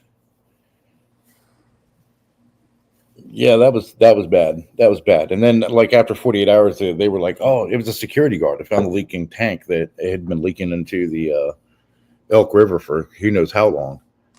And so after like 48 hours, they said, "Oh yeah, we flushed the lines. It's safe. You can drink the water." And literally, people were turning their bathroom faucets on, and there was fire coming out. There's flames, and they were like, "No, yeah, not going to The happen." gutters.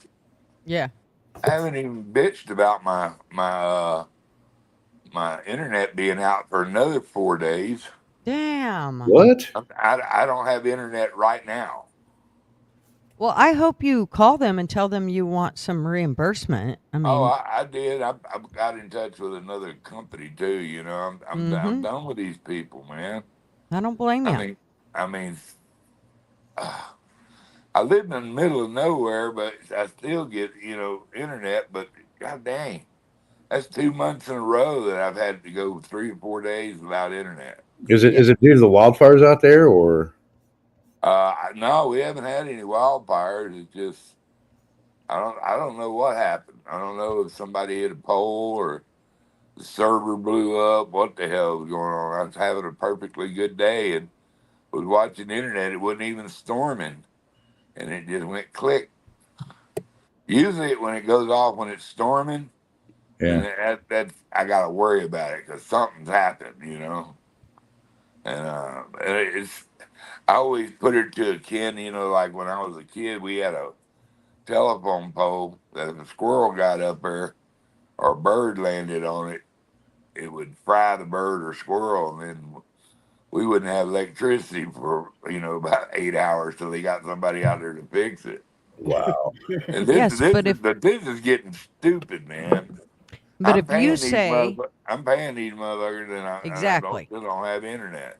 Yeah. If Yeah. you say, well, I'm sorry, I'm not going to send you, I'm going to send you almost all of what my bill is, but I'm going to not, there's like 3 or 4 days I just don't think I want to pay for it. Yeah, you gave me the service, but I don't think I want to pay for it this time.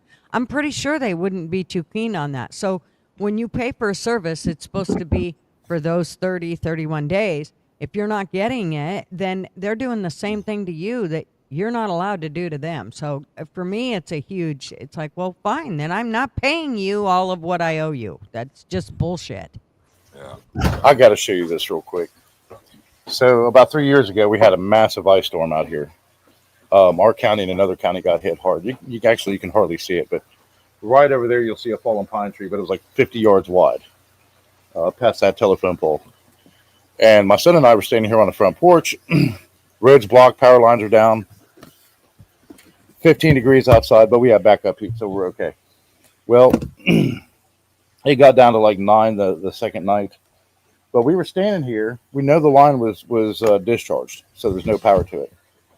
And then we see Asplin, because they're contracted through American Electric Power or Appalachian Power, and to fix the lines, cut the trees off the lines and shit like that. So they pulled up. The guy sat there for a couple of minutes and he backed out. And we said, okay, they're doing a PDA. They're doing a preliminary damage assessment, so they know where to send a crews.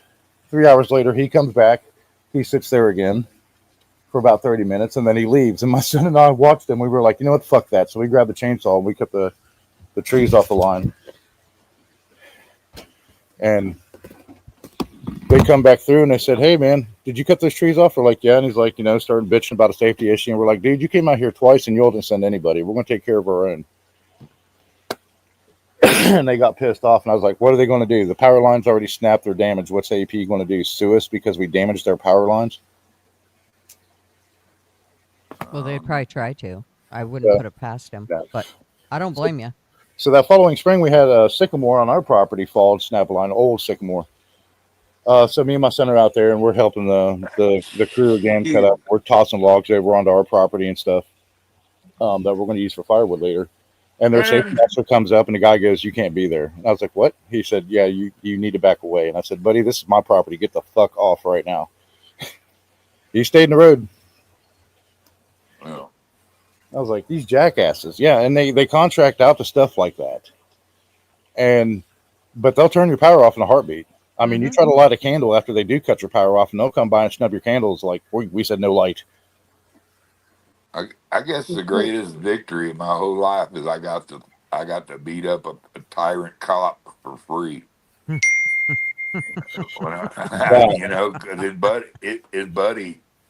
his buddy told him he goes. He said, I told him, I said, yeah. I said, when do you come God? When you pin on that badge? You didn't have that badge on. I'd beat your ass, Being a Doug, that's what Doug say. Well, he jerked that badge off, and he started grabbing at his gun to take it off. I looked at my buddy and my mom. I said, is all my wishes coming true today? and the old guy that was with him, we've known him all, I've known him my whole life. He literally lives 3 miles from my house. Best cop there ever was. And Bill goes, now, he said, you don't want to go do this. He said, you're not filing anything on that boy if he beats you up. He said, I'm fixing to whip his ass. I said, all right. When he got out there, I said, you ready to fight? He said, you're damn right. And I hit him. And I kept hitting him all the way to the ground. And he was out before he hit the ground and know the truth, but I kind of hit him one right in the middle of his nose to black his eyes. I could see you with like your left hand on his shirt and the right hand just hitting. Oh him. yeah, I was leaning into him too when I was pile driving, and all of a sudden his badge hit him on the chest and said, "Doug, he's a cop again." I said, "Oh shit!" So I stood up, kicked him in his pumpkin head, and Bill says. He said, "You got kinfolk in Wharton, don't you?" And I go, "Yeah." He said, "Why don't you go see them for a couple of weeks?" I said, "I'm out of here." So I grabbed him. We all asked. And I come back, and I'm telling you, it was about 2 weeks later. I said, my mom had a bar there that she ran for a guy. She took him from making no money to making money, and they wanted a piece of it. That's all it was. And we go in there, and I said, "Hey, Mama," she, because I hadn't seen her in a couple of weeks, and I was going to go get on a boat to go shrimping. And guess who walks in? Bill and that guy. And I go, "Oh, fuck." I kind of squared up, and he goes, Doug, don't worry about it. I'm not here for any shit. And I think, that's good, and he said, in fact, I'm here to, he said, Miss Seamus, I'm sorry. Because it was over a guy that was drunk, but he didn't get drunk at our place. He stumbled in, and me and Larry were taking him home. And he goes, holy shit, son. He said, you beat my ass. He still had fucking 2 black eyes, dude. Wow.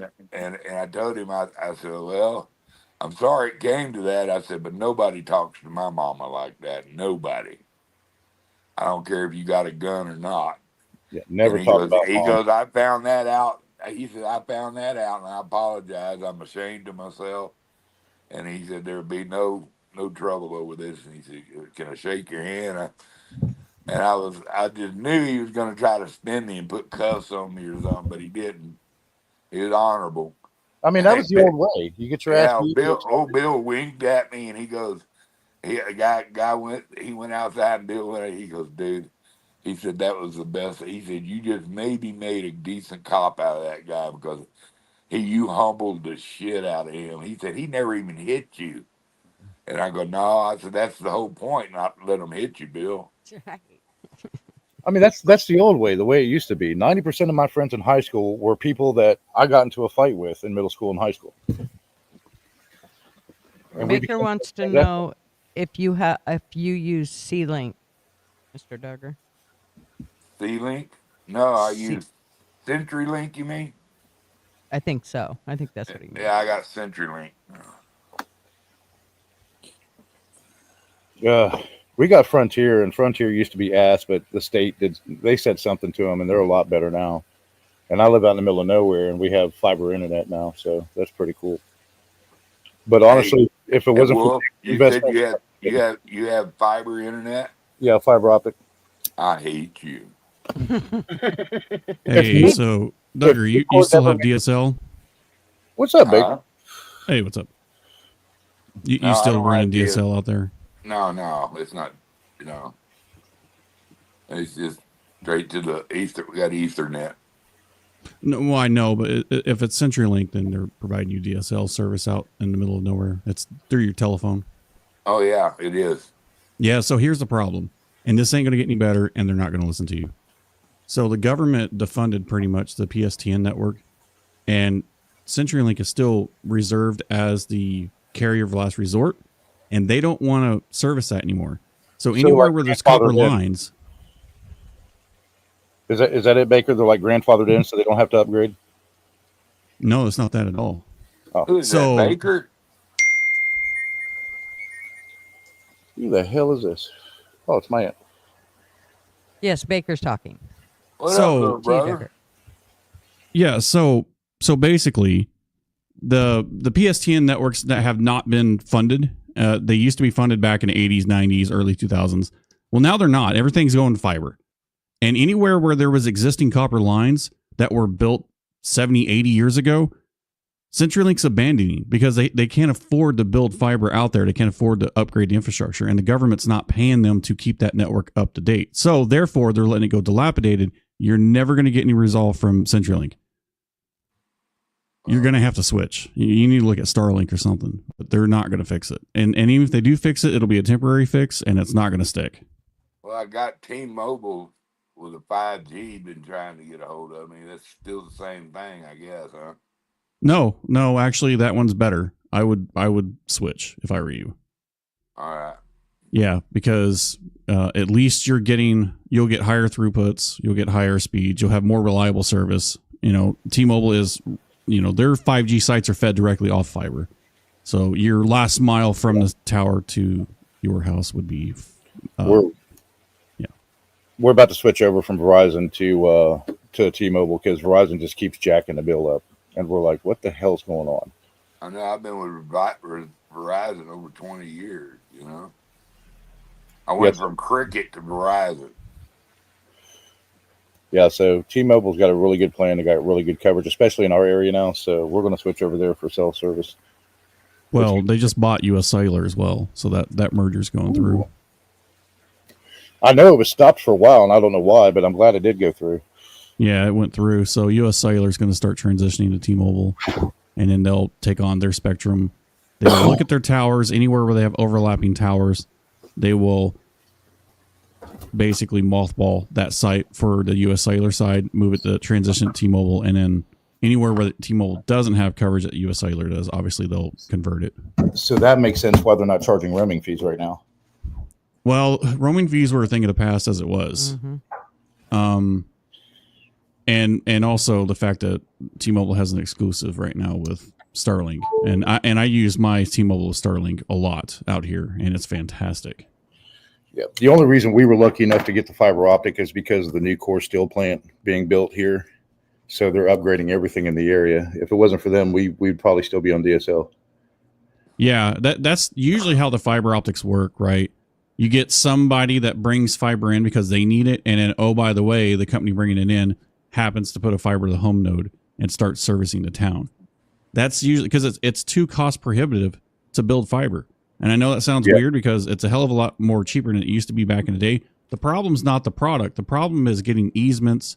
The problem is, different terrains, whether you got to bury it or if you got to lash it on the poles. People don't realize they have to pay $7 to $12 per attachment.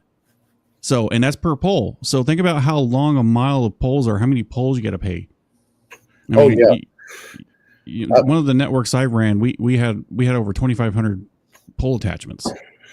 So you can imagine how large that monthly bill was just to put the fiber on the pole. So even though it's cheaper to build out in this aspect of just hurry up and get service running, it still costs a lot to maintain.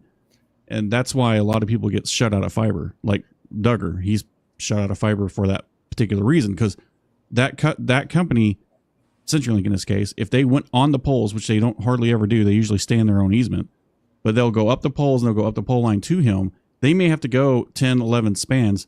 By the time they charge just him, they may not get their money back, so that they don't deem it worthy to go up there and do that. They're Yeah, not so getting the money from me either. You know, they're fucked. so this is interesting, Baker. So the you know, when Bell went under in the late 90s and started selling out to all these other phone companies and these new rising communications companies, Verizon, when they used to have their landlines, were the monopoly in West Virginia. So, and of course, they paid for every single pole from Bell.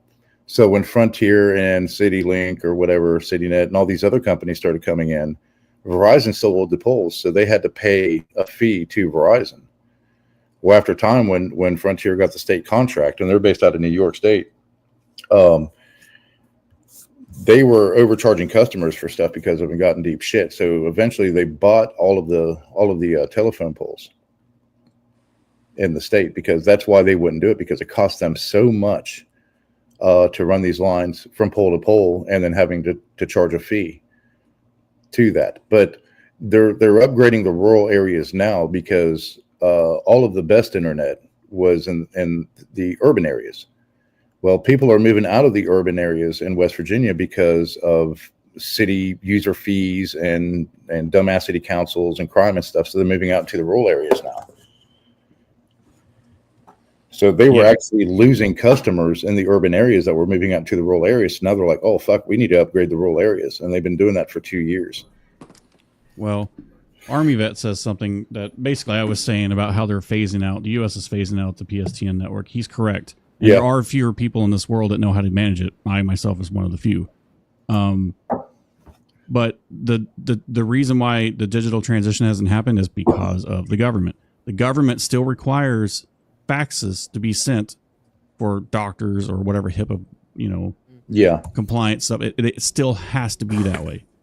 Yeah, and until they get away from that, and then not only that, but long distance is no longer a problem. You used to have to pay what's called a CABS bill, which is carrier access billing. So if you dial from Oregon to West Virginia, whatever small telephone company that phone call had to ride across to get to West Virginia, they got a piece of that 10 cents per minute, whatever long distance company you used back in the day. That's no longer a thing anymore. So everything's transitioning to VoIP. That is correct. Everything's going to VoLTE, even on the cellular side, to get away from the SIG-TRAN issues, which that's an even bigger problem because it's susceptible to hacking and people can listen to your phone calls, even on a 5G system, because SIG-TRAN is still involved. But with that being said, we're still in this. We still have this problem of these old ITCs and these old ILACs and CLACs that still control these boundaries. They won't give it up because the government still gives them money for having that boundary. Subsidy. But at the same time, they won't upgrade their system because the government won't give them money to update their system. It is a spiraling downhill telecommunication infrastructure problem that America is facing, and nobody's really talking about it. Yeah, because that was as soon as they switched over from analog to digital. Yeah, well, that's been happening since the 90s. Yeah, you're correct. Yeah. While they're phasing out the PSTN, and now they're using AI for the switchovers. So you're some of them. So you're saying, Baker, go ahead and ditch the CenturyLink and go with the mobile? Yes. T-Mobile? Yes. Okay, Bob. Thank you. Yeah, no problem. And I didn't mean to get on here and make it the troubleshooting telecom rotary phone hour. I just wanted to. I mean, it was just a subject. It was just a subject, and it all lined up for talk. That's what this show's about.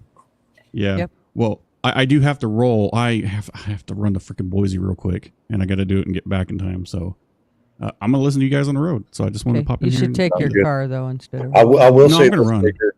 Hurricane Helene proved that there was a need for reliable voice communication. I mean, it was very You're correct.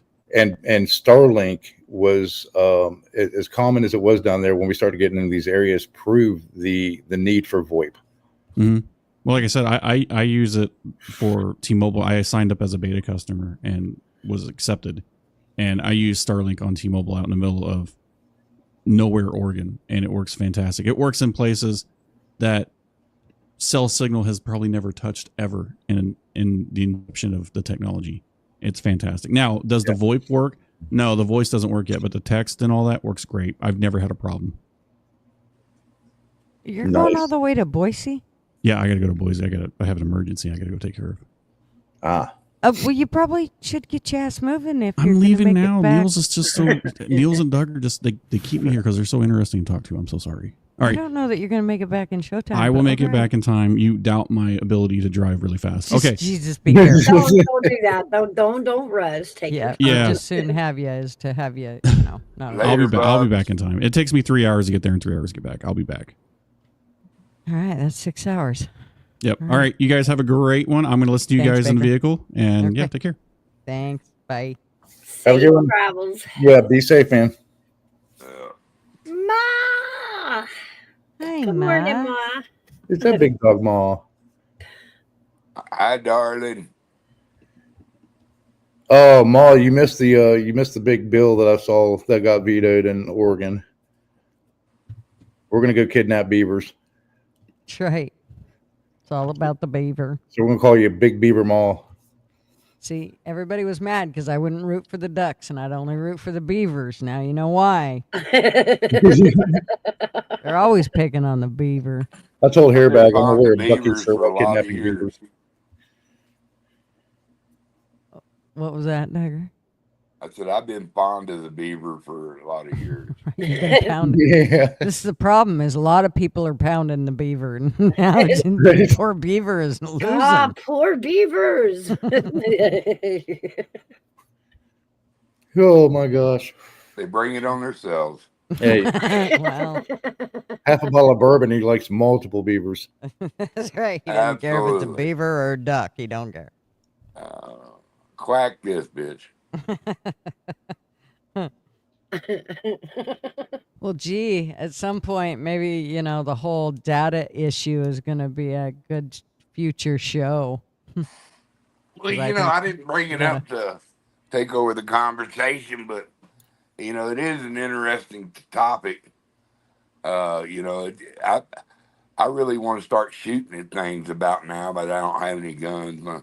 My guns are taken away, and they Damn were boat. underneath- Boating accidents. How those suck. No. Oh, This God. was a No, ballooning the boat. accident. This was a ballooning accident. A Actually, ballooning accident.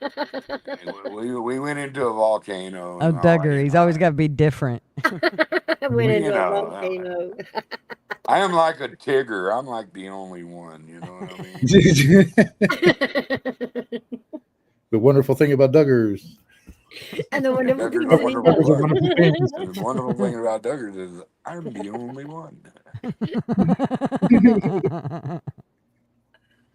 I'm gonna jump on Canva later and have a Tigger with a beard, sunglasses, and a ball cap and a bottle of bourbon. Right. Call him Duggar. Change And his color. it needs to be white beard, all white hair. Make sure that's in there. Dude, I had The enough. copyright from Disney. Dude, I was up there in Red River yesterday, and I'm just hanging out with my buddy, and these older couples about my age, and about 3 women come over and just started shooting the shit with my brother, Barry Joe. And this one of those ladies, I'm gonna act like she's older than me. She was actually younger than me. She sized me up, bro, and she goes, "Well, who are you?" I told her who I was, and she goes, "Well, do you live here?" And I go, "No, I live in Santa Fe." She said, "If I come to Santa Fe, will you wine and dine me?" And I almost said it. I am 69, and I got it because she was a good looking dame, And I said, "Well, yeah, I guess I could do that if it's all right with your husband." She said, "Oh, I buried him about 8 years ago. I'm rich and single and free." And I said, "Oh yeah, I'll definitely take you around Santa Fe." She's rich. And then I found out she's richy rich. So I don't know, man. She allowed to give me. She got my number. She was demanding my number and my email. She wanted my Instagram. I said, I don't got no Instagram.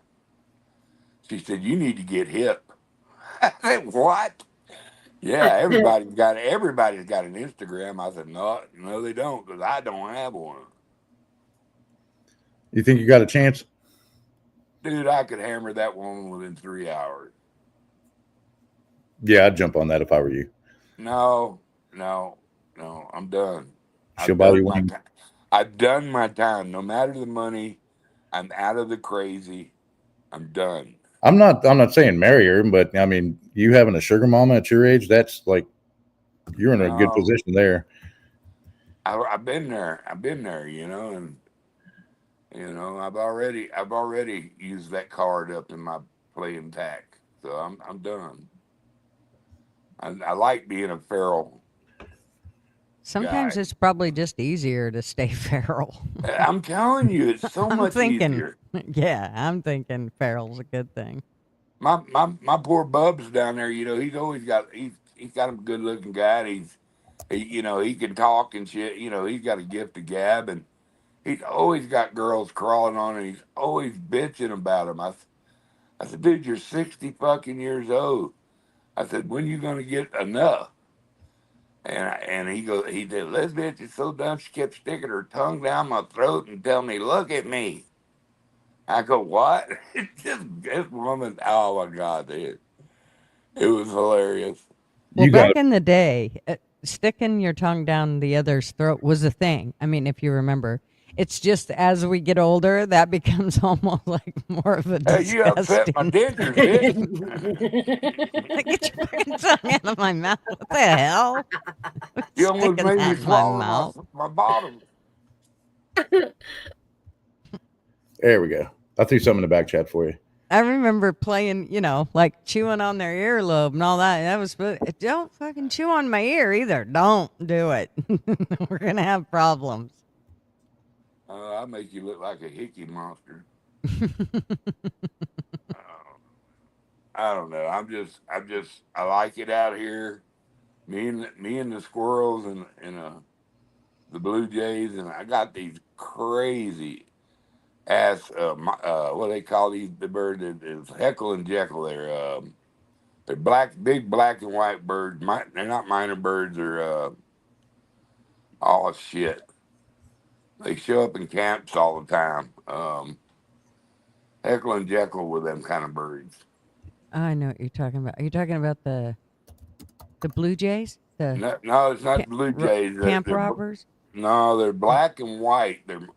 It starts with an M. Magpies. Magpies, yeah. They're magpies. Yes. And they're big birds. Well, I got this rope. I got an old cowboy lasso hanging out my house on a little thing there outside there. And he gets on that thing and he taps my window and going, hey, throw me some bread. I am not shitting you. They're smart. He won't leave till I throw him something. And he'll just tap on that fucker, and he'll tap on it for 20, 30 minutes until he goes, hey. And then he'll come back and he'll get up on his tiptoes, look in my house. And I know that means he wants some water. So I went out there and take him some water. And he only flies about 6 foot away from me. He's not scared of me a bit. And I'll give him some water and he'll get in that thing, he'll drink it, and then next thing you know, he's in there washing his ass. So I don't know, man. I like living out here where I live. I wish you'd move out here. You'd love it.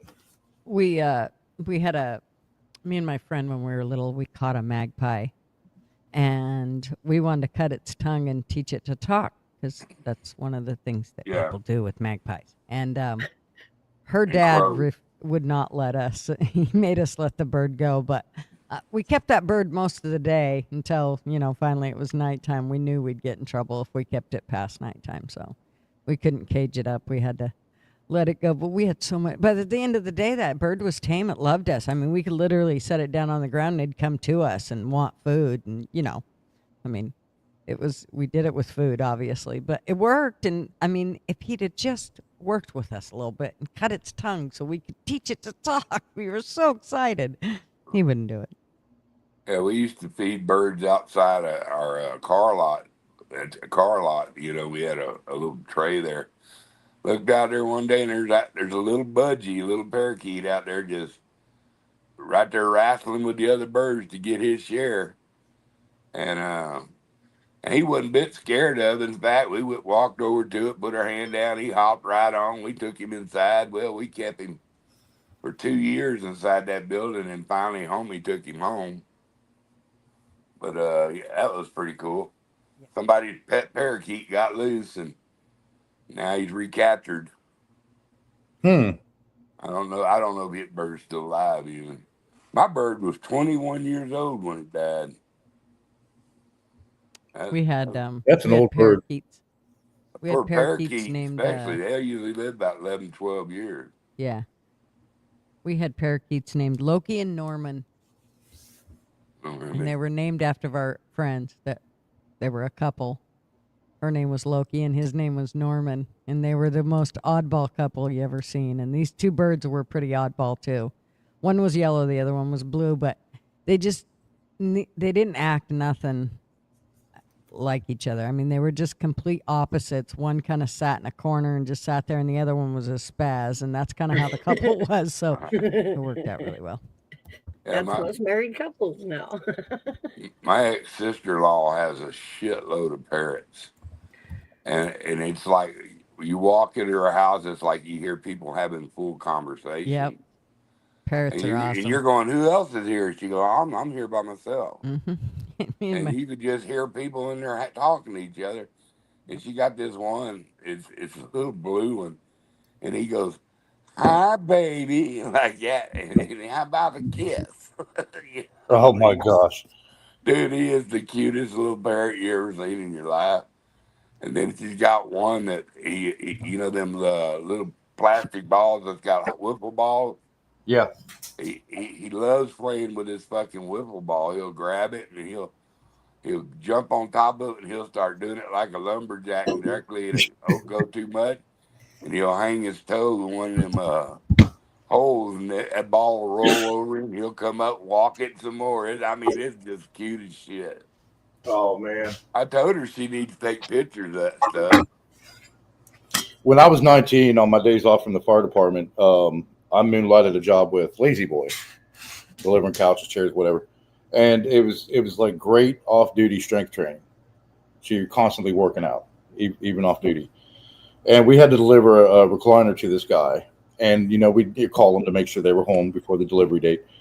And he said, I got to run to the store real quick, but I'll be back by the time you guys get here. And it was like 15 minutes down the road from the store. So we get there, screen door's there, but it's locked. Front door's wide open. And so we go up there and we knock on the door and we hear, come on in, like an old man's voice. And we're like, all right, you know, can't open the door. And we're like, hey, we can't get in. And he's like, come on in. That's all we kept hearing. So we're like, we can't get in. Well, the guy that was with me, he was getting pissed off. And he's like, listen, buddy, you have to come unlock the door. We can't get inside the house. You got to open up this screen door. It was one of the metal storm door screen doors. And all we kept hearing was, come on in, come on in. So we couldn't get in there. We got pissed off. So we headed back to the shop and we went to call him. And on the way back, he had called and said, hey, where are these people to deliver my recliner? And he bought an $1,100 recliner. This is back in the late 90s. And so I got on the phone with him because he, you know, the manager of the store was still on there. And I was like, listen, man, we were at your front door and we kept trying to come in. You kept saying, come on in. You wouldn't even get up to unlock the door. I said, we'll head back out there, but unlock that door and we'll carry the chair in. He started laughing and that pissed me off. He said, that was my parrot. He had a blue and gold macaw. So every time somebody come to the house, he'd yell, come on in. Dude. And the blue and gold macaw picked up on it. But yeah, that pissed me off. Ever since that day, I hated parrots. A true story. That almost got me ate up by a pit bull named Hubba. That damn parrot told me, I knocked on the door and he goes, come in. And I started in that door and that pit bull almost got me. I mean, he had a head the size of a basketball. He was a big pit. Oh, shit. And he was my buddy any other time, but nobody had told me I could come in. and he wouldn't picture letting me in that house. And I screamed, and Rose, she goes, Hubba, what the hell? You know, because he was giving his ferocious noises, you know, and he was ferocious. I'll tell you, I was holding that door. Thank God I made it out of it. And I said, God damn it, Rose. And she goes, Doug? And I go, yeah. She goes, what's up? I said, your goddamn dog's about to eat me. She goes, and I said, and somebody said, come in. So I came in, and Hubba come in. And she's asking, it was her parent that did it. So they moved him in other rooms where he couldn't answer the door. I'll be honest, I'm impressed. That's a really cool security system, though. I'm telling you, it made me pee on myself a little bit. I'm telling you, that scared the hell out of me, man. Yeah, it's like the movie Lean on Me, Chopper, sick balls. Yeah. Oh, Well, I'm glad you didn't get eaten up by that pit bull. No. And he was my buddy after Rose let me come in, you know. Yeah. I mean, he was a very loving dog, but he was very protective of his mommy. I'd say that that parakeet's letting him eat some extra dog food, you know, stuff like that. Yeah, they had a big macaw too. They had one of them big blue ones. Man, yeah, those things they'll take your finger off. Oh, Okay. Absolutely. I have a thing for everybody to do. Okay. All right. Think of a number between, and I want everybody in chat to do it too. Think of a number between 1. This is Big Dog Ma's thing. So she's been wanting to know what everybody thinks of this and what they come up with. Mouse, you actually got this in a text. So you may have already done it, and you can tell us when we're done here. But Okay. so think of a number between 1 and 10. Okay. Once you have that number, you're going to times it by 9. Okay. Then you're going to add, if it's a 2-digit number, you're going to add those numbers together. Okay. Wow. And then you're going to minus it by 5. Okay. And then once you come up with that number, you're going to find the letter that matches that number. So 1 being A, 2 being B, 3 being, okay? Mm-hmm. Okay, then think of a country that begins with that letter that you just came up with. Okay? Okay. Once everybody's got that, think of the last letter in that country. Okay. Think that last letter. Think of an animal that starts with that letter. Okay. Okay? You Yep. got the animal? Yep. All right. With the last letter of the name of that animal, think of a color that begins with that letter. Holy fuck. I gotta look this one up. Okay. Okay, everybody got their Uh-huh. okay? So just a minute. I Okay. have to read this off here. Just 1 second. Give me 2 seconds. It'll give everybody a second to think of this, okay? Jay and I probably have the same color because I think we picked the same letter or same number.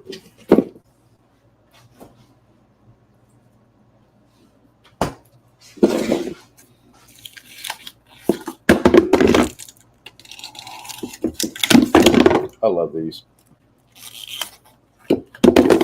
Is it those silicone ice trays? Yes. I love them too. I have 2 of the plastic ones. I already broke one, so we got the. All right.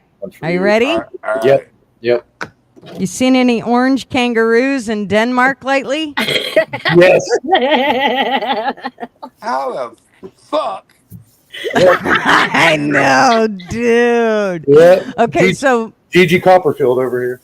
Big Dog Moss can explain, if she was so nice to go to her email, click on that link, and come up here and explain it, she could explain to you why you came up with the same thing that everybody else come up with. This is an old math trick. It I is. don't know if y'all remember teachers doing this back in elementary. They did this to us. I'm impressed. So it could. Some people could have gotten a different answer if they didn't guess Denmark. Then it's going to screw everything up. The whole thing, all the way down the. It kind of starts right there with the Denmark. If you didn't pick Denmark, if you would have picked another country that started with D, then that would screw up that whole thing, I think. The odd numbers is what did it for me, because I chose 4, and then times 4 is 36. Together it goes right back to 9. So I was like, I see a pattern here. Mm-hmm. That was interesting. Yeah, see, Ma says it all starts with the numbers 2 through 9, and it will be 4. Right. Yep. The mathematical equation will always equal 4 at the end. Mm-hmm. No matter what number you picked in the beginning. Yep, it's going to go right back to 4. Right. And then when do you get a kangaroo in Denmark out of it? Okay, well, think about it. Okay, so we're at the number 4, and so we have to associate it with the letter of the alphabet. So we know that is D. So basically, Douglas, any number that you choose, after multiply it and subtract it, it's always going to come back to 4. Real quick, this is where the quick association comes in. What other countries do you know that start with D? Dublin. No, that's a city. Oh. Dubai is a city. Okay. Isn't there one like Damascus, or isn't there one Denmark, Djibouti, Dominican Republic. That was the one that I was. But those are countries we don't often think of quickly in our brain. We got to really dig for that. So Denmark is an easy one. So we all choose Denmark. It ends with a K. Yeah. Again, a quick association happens because when you think of a letter K, animal that starts with the letter K, there's not very many of them. Yeah, Denmark's the most common. Like hardly anybody knows Dominica or Djibouti, and that's what I'm saying. So it's a quick association from the number 4 and the letter D, and then K. Because what else are you going to pick besides kangaroo? Most people are going to think kangaroo, not koala, not Killer whale. Yeah, not killer whale, not. So it's going to be the first thing you're probably going to think of is kangaroo. Mm-hmm. And it ends with an O. So, and then again, it's a quick association. Not what color begins with O? Orange. Right. That's the only one, So it grabs the association. All I'm going to tell you is that messed my brain up. I know. Trust me. I literally text Mom. I'm like, motherfucker, how the hell did you do that? Get out of my head. Exactly. What is this witchcraft? Yeah. Like, bitch, you got a camera in my house. What are you doing? I love association games.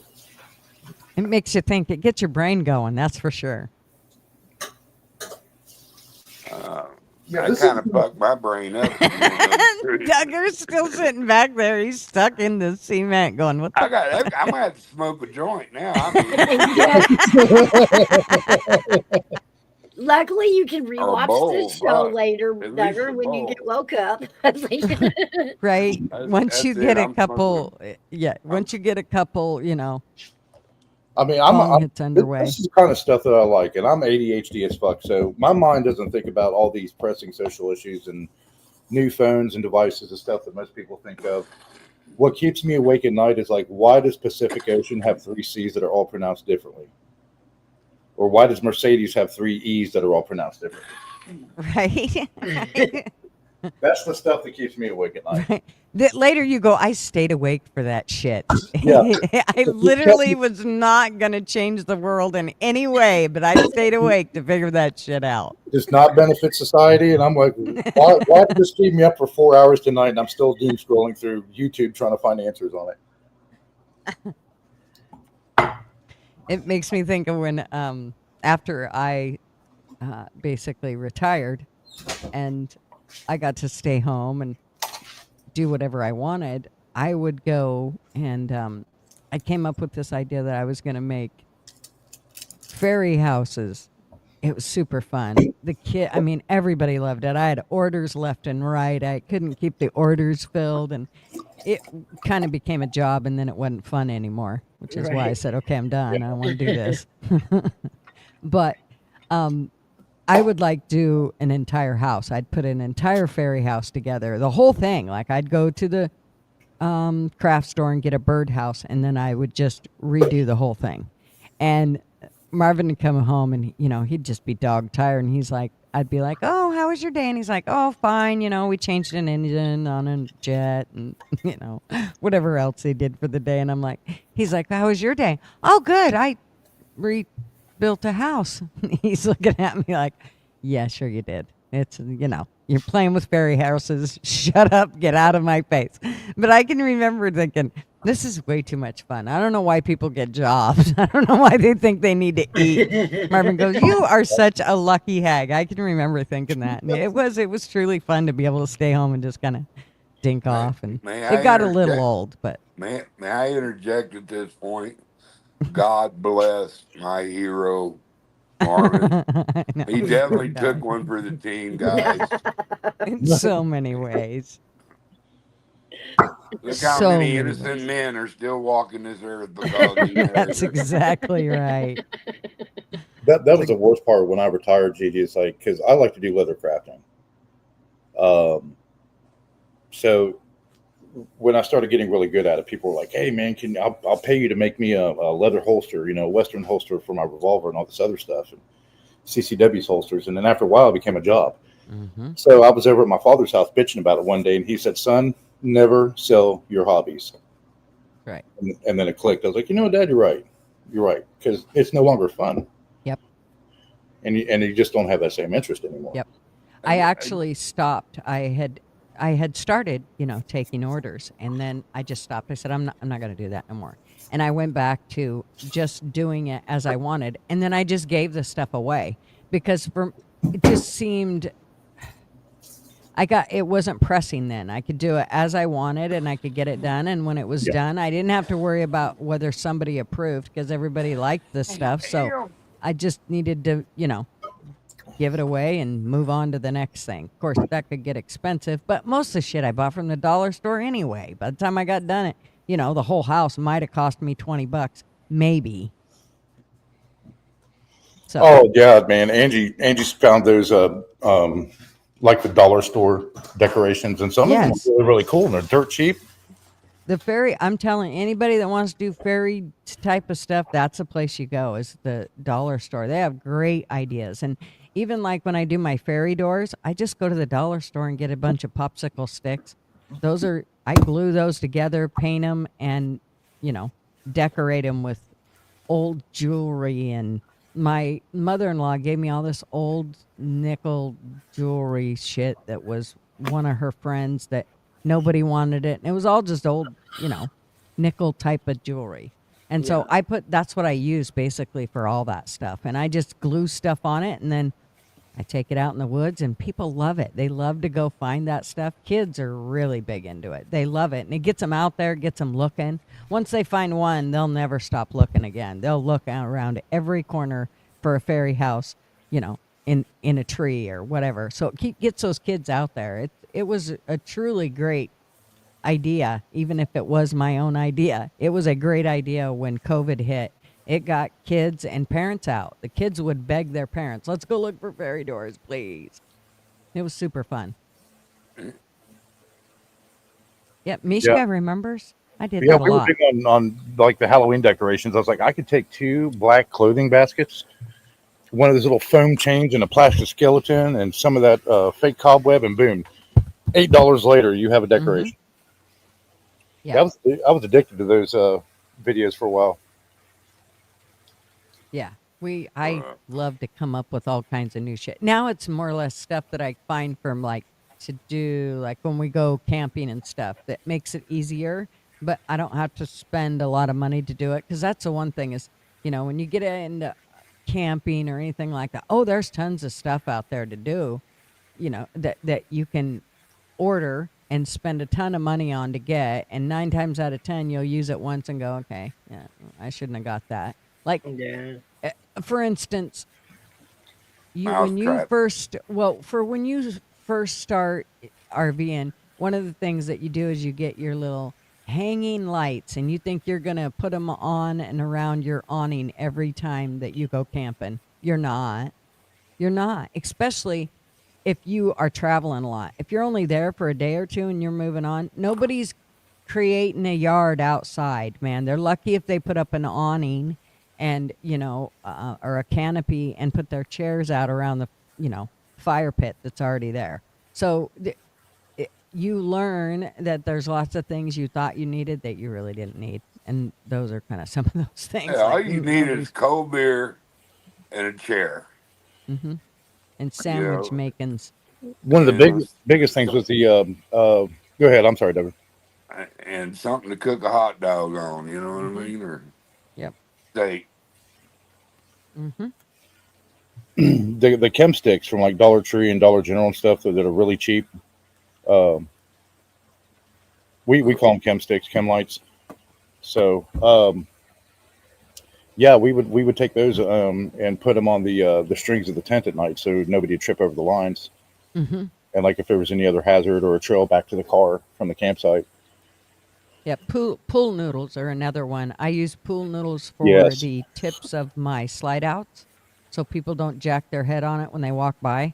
So I just take those pool noodles and put them on the corners of them, and then also, and I usually try to get like a neon green or a color that's really going to be bright, especially at night. And then also I have one of my bay doors. When you open it, if you open the door on the RV, it jacks straight into that door and it'll puncture a hole in it.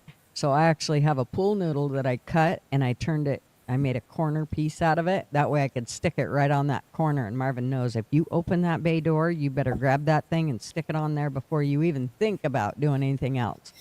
Because we've almost rammed it through the door. So. Oh, damn. There's a few little things that you learn along the way that you're like, okay, well, I mean, if you go look up the RV accessories, I'm sure they have something for that, like a corner piece that you can buy for, $14.99 to put on there. I'm like, nah. It's amazing. Pool noodles are amazing. They work for so much shit. I've seen people putting them on the awnings and stuff, the arms for the awning. Yes. So you're not tripping over it. Gives you something. It's a visual. You or look at it, you see it. Mm-hmm. Or hitting your head on it. Even like the tie downs, like you said, putting them on the ropes for the tie downs. It just makes it. Otherwise, you don't see those ropes when you're walking around. Even if it's broad daylight, you end up tripping over it, falling, planting your face straight into the ground. It's not a lot of fun. So they make good jugs for fishing too. Oh yeah, we used to the little ones. We used to go to Walmart and get those. You know what I'm talking about? The little small tiny ones. It's like 2 inches long. We used to take those and stuff them into the end of our stick them into the end of our fishing rod when we would do night fishing. And you could just sit there, and as soon as you see that pole bend, you'll see that light move. Versus using like a bill, and those work great for night catfishing. Mm-hmm. Yeah, I use the solar lights outside for our camping, and the reason that I use those cheap dollar store ones is because if I go and buy a set of them, they're like $20, and they'll last maybe a couple seasons, but then they're they end up going. So I just get the dollar store ones. They last a season or two, and then I just pitch them, and I'm not crying over the dollar that I spent on them. So it makes it pretty nice. But I do like to have those solar lights. I've learned to make sure that the ones that I get, I can take the spikes out of them though, because 9 times out of 10 you'll go to a campsite and you're not getting nothing into the ground. Like, I don't know how people get tent stakes in the ground, but so I like the ones that'll just kind of sit there on the ground. I don't have to worry about them. I don't have to worry about trying to poke them into the ground. Yeah, I'm bending them and try to bend them back. And it just becomes a pain in the ass. So, yeah.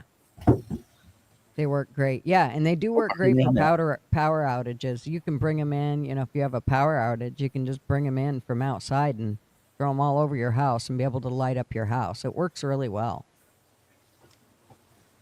We a couple of years ago, actually 4 years ago, we bought those little flame bulbs. Mm-hmm. You know, the ones that can change. They can either do like a, not like a strobe pattern, but like a dim pattern, or they can do the flames. We bought those 4 years ago off of Amazon. It was like $10 for two of them. We still have them. Like they last forever, and it gives a good ambience at night out here on the porch. Yeah. Just gives that old feel, especially around Christmas time when you decorate outside. Yeah. I always liked the idea that, I don't know whoever came up with it, but I thought it was a great idea, and that's taking milk jugs, filling them with water, and then taking your headlamp and strapping it onto the jug so that the light shines through the water. And Oh yeah, it really gives off really good light. So you put a couple of those around, hell, it's amazing how much it can light up, wherever I you're got at. I got two portable work lights like you'd work at a shop. Mm-hmm. Uh, they last approximately about 5 hours a piece. So if I light just one at a time, I have enough light for all night. Mm-hmm. And I mean, they're really sweet. Yeah, we must have like 20 headlamps. So we basically have them. Every time I see their headlamps are on sale, I just grab one because they are so essential. Like I hardly ever hold a flashlight. I do have a flashlight that sits on my desk, but otherwise I don't even hardly hold one anymore. We've got them all over in our RV. I do have flashlights in our RV, but we use headlamps, both of us. I It's good easier to old put one on. kerosene lamp. one of the other, Good old lanterns. the old Coleman lanterns. Yeah. But if you're trying to do something, like if you're trying to do something outside or whatever, it's nice to have both your hands free. And if you have a headlamp, fuck, it makes it so much easier. Oh, dude. Oh yeah, I've probably got 5 of them things. I got yeah, the yeah. the one I use mostly is a rechargeable, and it's got a red light on it, blinker lights, and I mean it can blind you too. It gets Yeah. out there. I've got 4 of them. 2 are the Energizer ones, and the other 2 the Ozark Trail, with the 3 different settings and the red light. And those are just great camping, man. Even if you're just cutting firewood or hiking in the middle of the night. The rechargeable ones piss me off though, because inevitably they'll get turned on, and then it runs it down. So by the time you go to use it, it's like all the other ones don't seem to get turned on like those. Well, the cool thing about the one I rechargeable got is you can just put regular batteries in it if you want to, or you can recharge the battery. Mm-hmm. So I just recharge the battery, and it lasts a long time. And I've got a wire that I can fit in my lighter in my car, or I got a power supply in my car. I mean, it stays full. But remember, it's good every once in a while to let your battery go all the way dead and Yes. then bring it back. Except for in your phone, Yeah. not your phone. FYI. Yeah, it'll damage the battery on the phone. Mm-hmm. Also, not good to charge them all the way either. Charge it to the 90-ish% and pull it. Oh, I got to tell you this story. This is funny. So one of the little craft things that we found on those little like cheap dollar things, we were taking the toilet paper rolls, and you cut the creepy eyes in it around Halloween, Mm-hmm. and you could stuff one of those light sticks in there, Mm-hmm. and put it in the bushes, and it looks really creepy. Well, we do it around the house here. But one night my son said, "Hey, let's put some at the end of the road, get everybody kind of in the mood for Halloween and stuff." So we, right by the main road, we put them in the trees and stuff. I mean, they were just everywhere, Mm-hmm. 2 feet off the ground, 8 feet off the ground. Well, them has caused a couple of wrecks. I bet. People driving by us were like, Right. shit, What the hell's in there? or something. Yeah, what the fuck is that? So, yeah, so we're waiting for people. I was listening to the scanner, waiting for people to call 911. Hey, they saw the Mothman out here, big glowing red eyes, and so we had to take him out. We were like, yeah, we better quit that. I did something I hadn't did in a while. The other night I had my lights went off. I lit a couple of candles. And it's amazing. They're comforting. Oh yeah, Just to have some kind of light. But I'm telling you, bro, it was dark. it dark. I had flashlights and shit, and then work lights, but just using the phone to watch, YouTube and a couple candles was kind of relaxing sitting there getting just hammered. Yeah, every time we'd get an ice storm and it'd knock the power out or a big windstorm or something, we'd break out the candles and everything at night and break out a board game. Yeah. Kids loved it. Like they couldn't play their games, no internet or anything. So, but they loved it. They're like, hell yeah.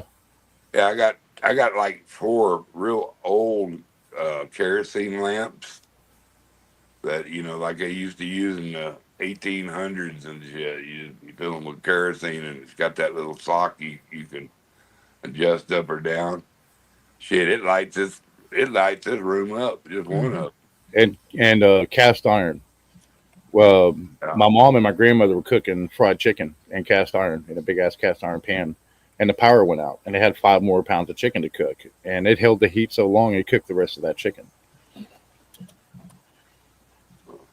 I remember when I was a little girl, I went to California to see my grandma, and my dad was there. My dad was something else.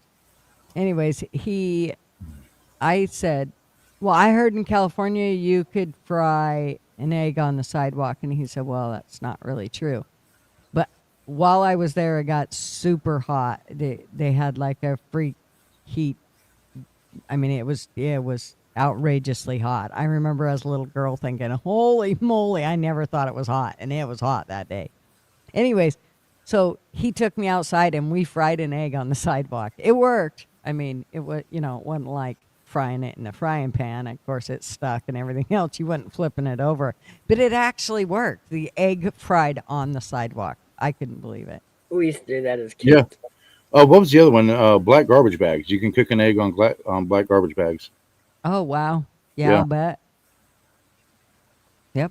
Anything that attracts that sun, and black's going to attract it. So.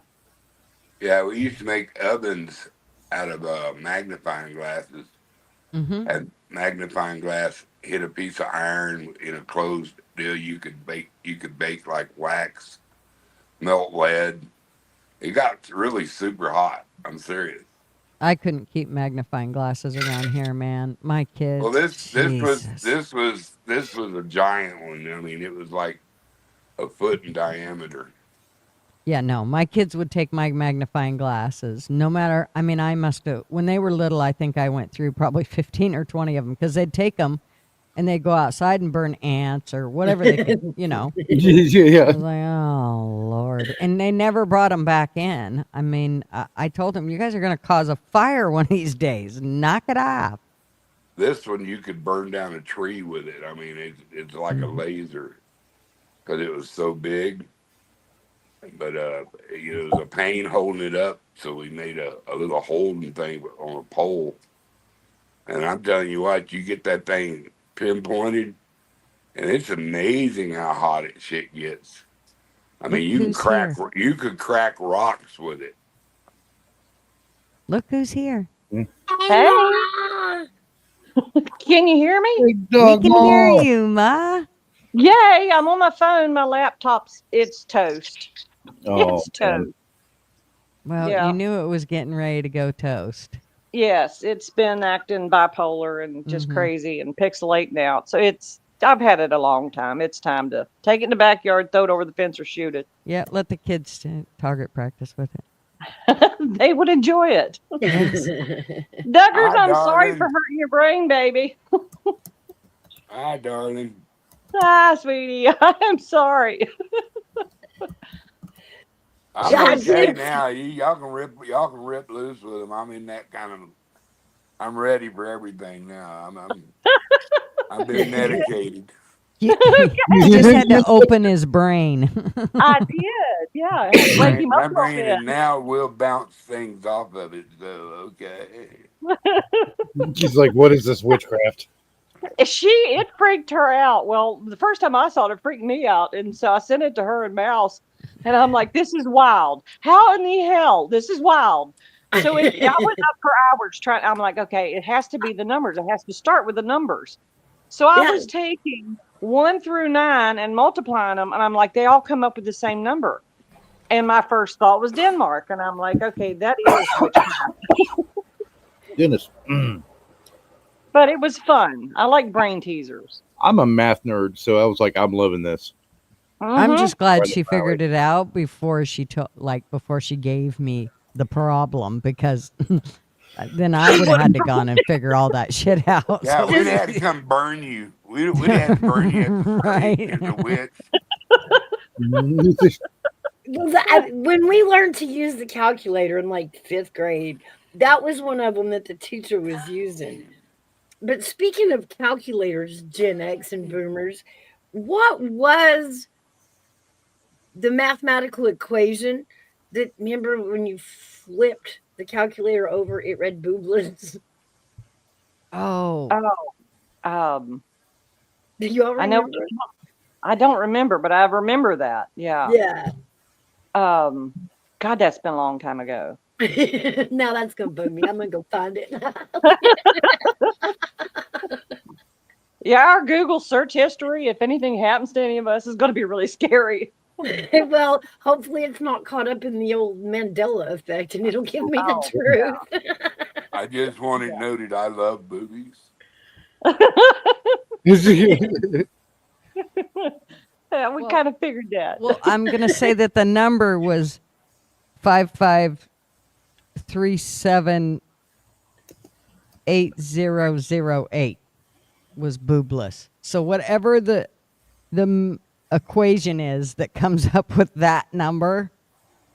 If I ain't mistaken, I mean, I was kind of young, but I remember there was like a joke story that went with the mathematical equation. Yeah, there's always got to be a story. Yeah. Yeah. I always hated them. When my teachers would do that, it's like, oh no, they hate us. They're looking for something. Why can't we just do numbers? Why you got to put words with it?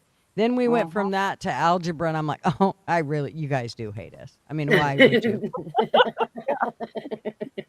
X has nothing to do with math, nor does Y or Kiss Z. my ass. Yeah, that's right.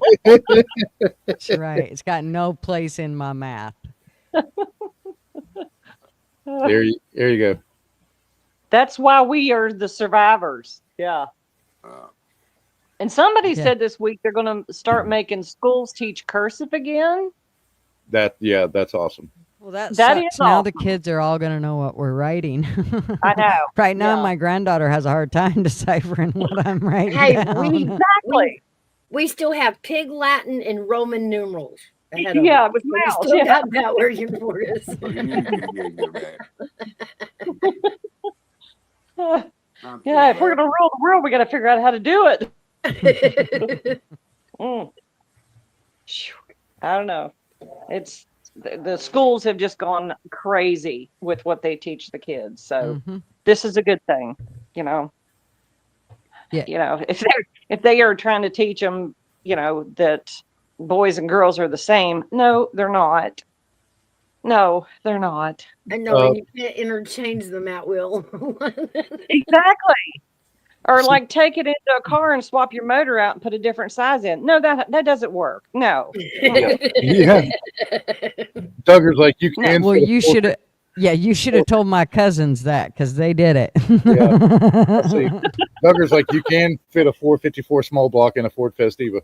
Yeah, I've seen it, but Actually, it's difficult and a painful gremlin. Oh, God. So what did the ass end came off the ground? We put some monster engines in a gremlin. Oh, man. Oh, God. 429. Did it go sideways a lot? It went straight up. You had to put willy on it. Yeah, huh? That's exactly what. It was a bad boy. That was what happened with my mom's. There's a guy that he rebuilds old cars with his family. His name is called Sleeper Dude. You will get addicted to that show because you know they travel around their regular family, but the kid, if you start watching them when they're real little, the kids were little, it was amazing. And now that the young boy is starting to get a little baritone in his voice, and the girls are starting to get boobies and driving their own cars, it's really cool. I bet they're coming up with all kinds of imaginative ways to. Oh, well, no, he goes out, he'll just buy a really piece of shit, been sitting out in the field for 20 years kind of car and bring it back to life. It's one of the coolest things. And he has the same taste for cars that I do. I like Fox body, the old Fox body. Yeah. Mm-hmm. The old Rancheros, the Falcons, the Futuras, and that kind of stuff. And it's just a fun show, no cursing on it or nothing like that. And he's just some old humble people in Tennessee. Mama raises goats, which is funny. They just lost Granny. That broke my fucking heart. Granny Oh. was, she was one of them Nubian goats that doesn't have ears and shit. Yeah. And they love Vienna sausages. Yeah, we have Nubians. Wow. And Wow. they feed them. They'll treat them a can of Vienna sausage. That's crazy, man. They got a pig that likes RC cola. Yeah. But look him up. He's good people, and he's got a great following. But it's interesting to watch that cat work. Huh. I like cars. I've always liked And cars. So. Like I say, it's just a family kind of show. Yeah. Well, like Gigi was talking earlier, creating, that's fun. That's fun stuff. So, yeah, like they flew across country. They flew across country, picked up a car, and used it to vacation with. And and it was a car he'd been wanting his whole life, and it made it all the way back to Tennessee. They put like 5,000 miles on that car. Wow. And they had a real fun time. It was funny watching some of the stuff they did, but because I've been watching them for so long, I know their personalities and stuff. Mm-hmm. But they're really decent group of God-fearing people. You know what I mean? So that's awesome. You haven't seen anything funnier than look Duck him up. It's Sleeper Dude. I guarantee you watch a few of his videos, you'll subscribe to him because they're funny. They're funny, but he's very explanative about how he's fixing certain things and why he's not putting that part back on. That kind of thing. Yeah. And he takes these. And what a sleeper is, right? A sleeper is just this old beat up looking car that looks like, you'd be lucky it ain't broke down, but it'll do 10 seconds in the quarter. They're badass car. He makes badass cars out of a lot of them. Like he has a gremlin. He made him into a badass gremlin. There's a guy I know he normally deals with like off-road vehicles and ATVs, but he got bored one time and bought an old like 70s SL Mercedes and put it on a 79 Jeep frame with mud tires. So now he's got a 4-wheel drive Mercedes convertible. Wow. Yeah, I like Vice Grip Garage. He's funny. He's funny as shit. He calls it the pumpkin slinger. He painted the Mercedes orange.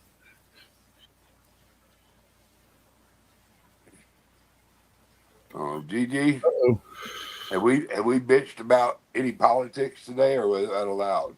Oh yeah, we already went through the whole gamut of let's see, what did we start with today? We started with the whole China thing. What China thing? Well, sidelining Zelensky. The cabinet, they did a cabinet meeting this morning, and China is, the U.S. is trying to figure out ways to get the property back, the land back that China has bought of ours.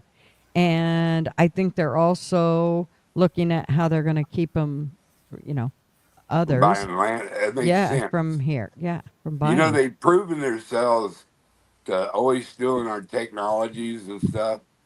And you got Stallwell with with a honeypot situation Chinese. You got that other lady, her driver was a Chinese spy. I mean, I mean, We've been overrun. They don't wish us well, okay? Yeah. Oh, and wasn't there like a soldier or a contractor or something that was busted yesterday or the day before for trying to sell? Yeah, I think it was down to Fort Hood or somewhere out west. He was trying to sell secrets, M1A1 tech secrets to the Russians.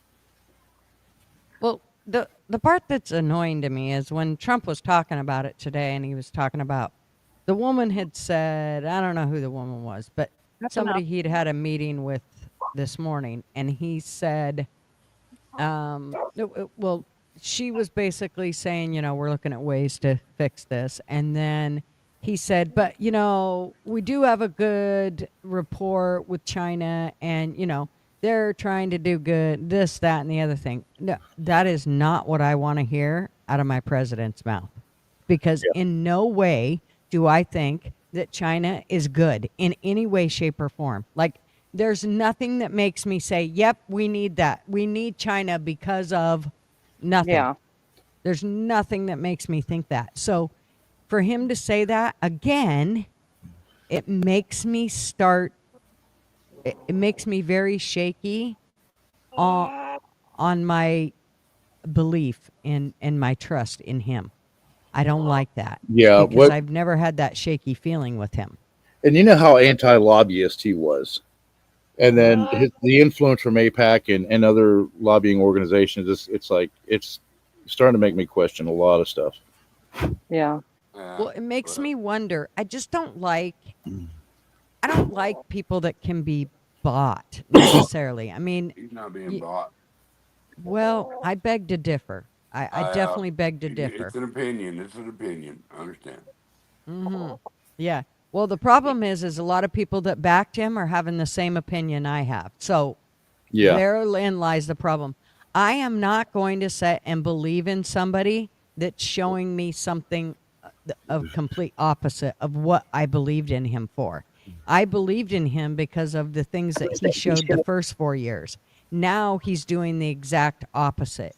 No, that he's not. You're worries crazy. the shit out of me. You're crazy as a loon. It's awful funny because everybody else sees it. You've been drinking some Kool-Aid, haven't you? No, I think you're the one that's been drinking No, Kool-Aid, not Mr. even. Duggar.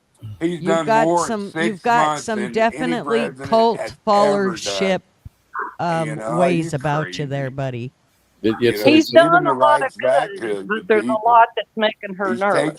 He's draining the freaking swamp. Everybody wants him to click his fucking heels like Judy Garland or wiggle her nose like Samantha. You're making excuses and for have him it done. instead of actually It should getting take to the time. points that we were just talking about. There's You're people being making indicted. excuses There's for people him. being investigated. It's kind of like bad parenting. You don't make excuses for your kids. We don't make excuses understand for it. our president. Who can talk the loudest is going to be the right one. I mean, it's your duty as an American citizen to question your elected Of leader. course, you That's don't right. think I don't question him?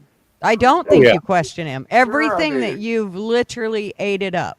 What? What have I eaten up? All of it. You just everything that we got to do this. He's cleaning the swamp. No, not everything is about cleaning the swamp. There's more to it than just that. Yeah, Big Dog Ma, go down and come back, honey. I will say this, Judy. I will say this. His first term, he was telling everybody everything he was going to do, had these press conferences and stuff. Mm-hmm. Now he's hush hush. No, he's not. revealing That's your anything. bullshit too. No, he's like You're some of the bullshit. He's done everything he said he was going to do. Whoa. I'm not saying he closed didn't. the fucking border. I'm not saying he didn't, but he's not revealing the plan before he acts on it. Now he's acting on it and then revealing the plan. Well, let me ask you this: do you Smart tell move. your enemy the plan before you attack them? No, you fucking don't. Exactly. So I think he learned from his first term, and he's being very smart about it. Now so that's why that way there's no now resistance. You don't have time to counter it. Brandon indicted. You're going to see Brandon indicted. You're going to see Hillary indicted. You're going to see Obama come in. Oh yeah. Okay. Oh yeah, that's what I they mean, keep telling us. that whole We were cruise also going going to down. see. Remember, we were takes going to see time. Epstein files too. Where are those? Where are those? Okay. JFK Let files. me explain that. I can stop Oh, all sure that you can. I bullshit know. right now. Everybody tries to explain it away, Okay. except we still don't see the files. Muzzle for a second. No, Okay. this is my channel. I'll talk when I want, He's bitch. trying to get. He's trying to get them to bring out the grand jury information, which was the untainted information. Remember, they had it for 4 years after Trump, and he had things going on at the time that Biden and him shut down. But he's going for the grand jury information, and who's stopping that from coming out? The Democrat liberal judges. Okay, so don't blame Trump. Let me respond like Trump would respond. Are we still talking about this? That's how he responded. You think I'm going to trust anything he says after he gives a response like that? Yeah, we're still talking about it. You fucking A, we're still talking about it, and we ain't going to stop talking about it until you give us what we fucking want, Trump.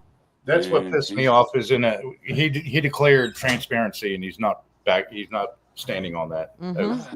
That part upset me. That was the first time I was disappointed in him when he was dismissive, and that's against his normal exactly behavior. That part was what bothered me. Now I know that we're in America. We have to follow the laws. They have to go through procedures, and it takes time. And they do have to send it before a grand jury.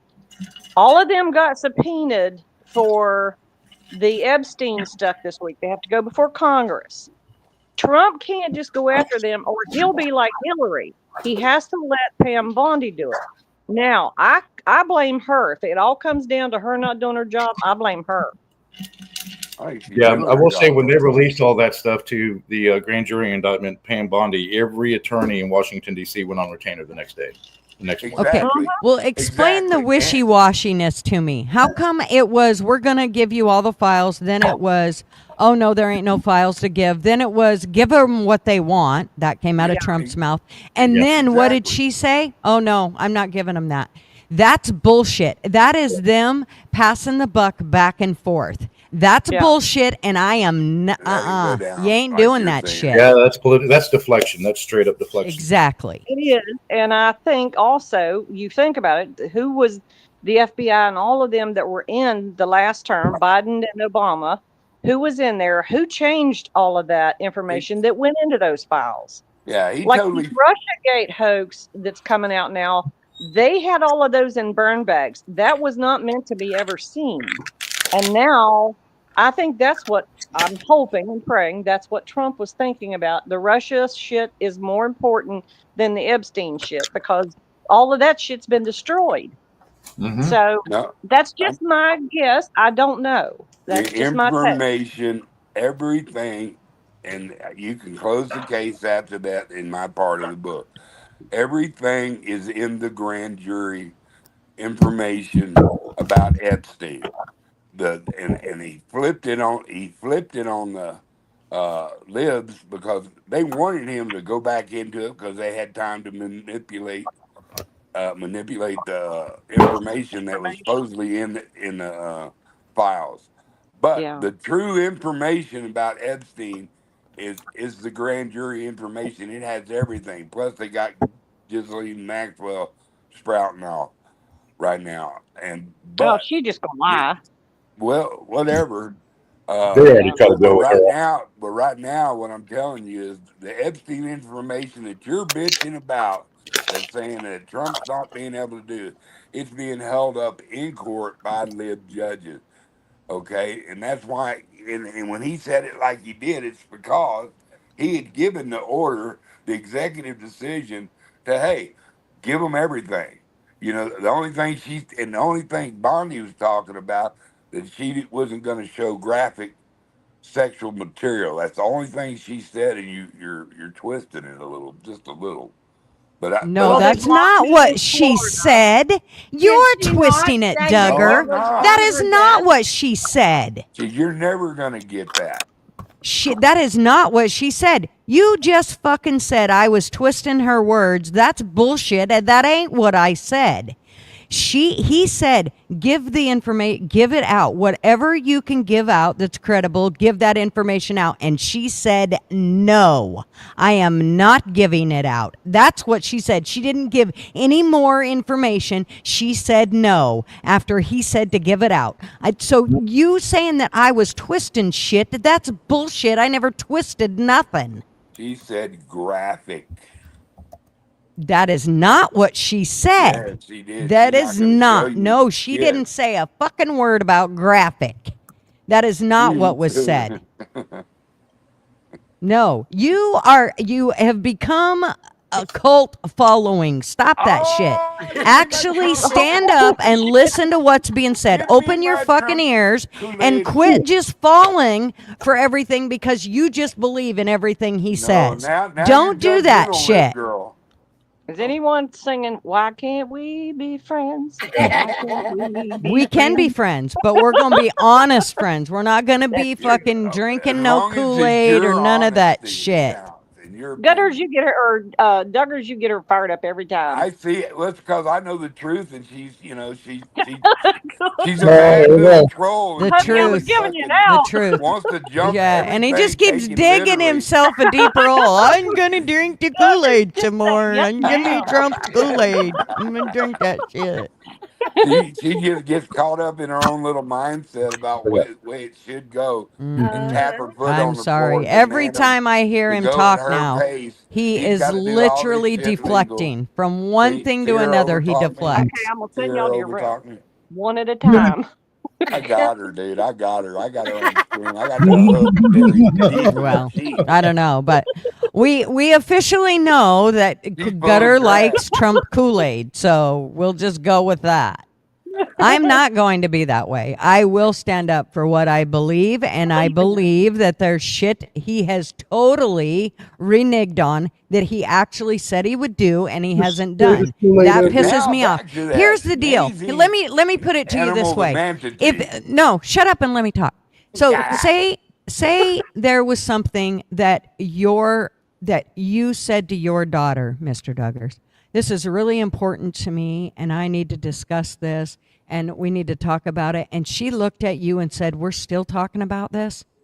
I'm telling you, that would piss you the fuck off. No, And that's guess probably what? her take on it, actually. No, you would be pissed if she said that. Don't tell me you wouldn't. You would be mad that she totally deflected from what you felt like was an extremely important issue to talk about. Stop.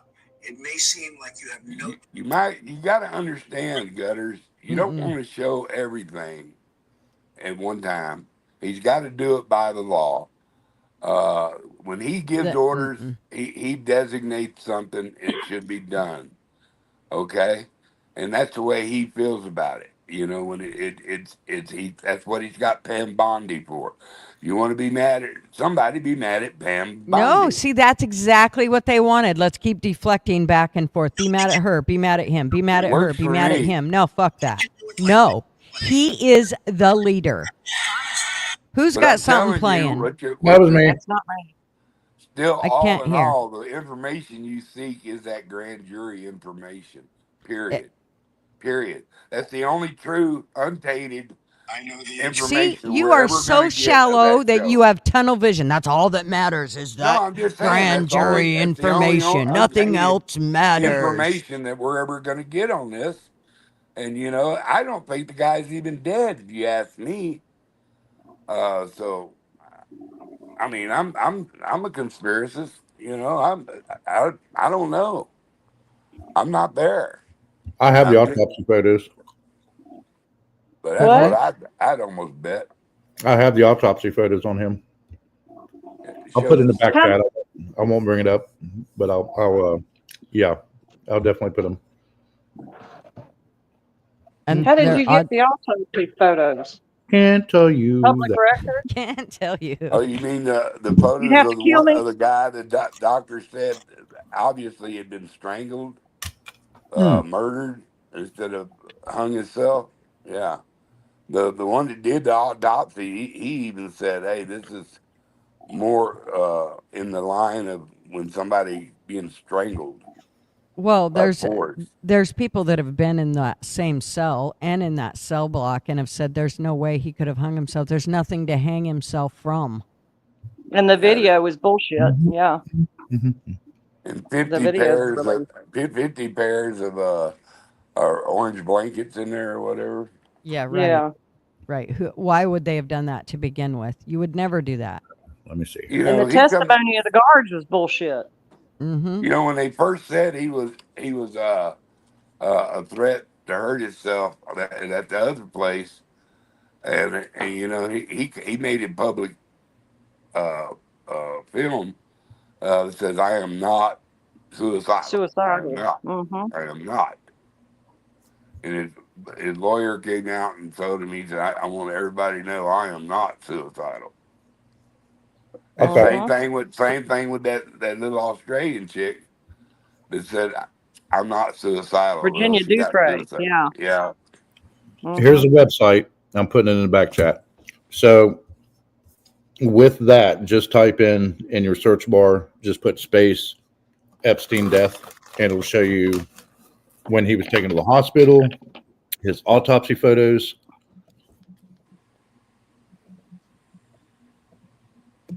Where do I type it in at? You'll have to All I type. see is documenting reality. Yeah. So just hit space where it says documenting reality /forum. Just hit space and hit Epstein in your search bar up at the top, and it'll go straight to the link for the same website. Oh, I see. Yeah. I'm It's got almost everything. home, so I It's can't got, do that. it's got the inside of a cell, everything. I can't look at it because there's like a certain limit that you can see stuff, and yeah, so it won't let me see it. It's stupid. Okay, so you said I had to put what? Just put Epstein death, and it'll show you all the pictures. It'll show you the inside of the cell. It'll show you pictures of him. Any facial pictures? Yeah, it even shows the hospital pictures with the ET tube still in them.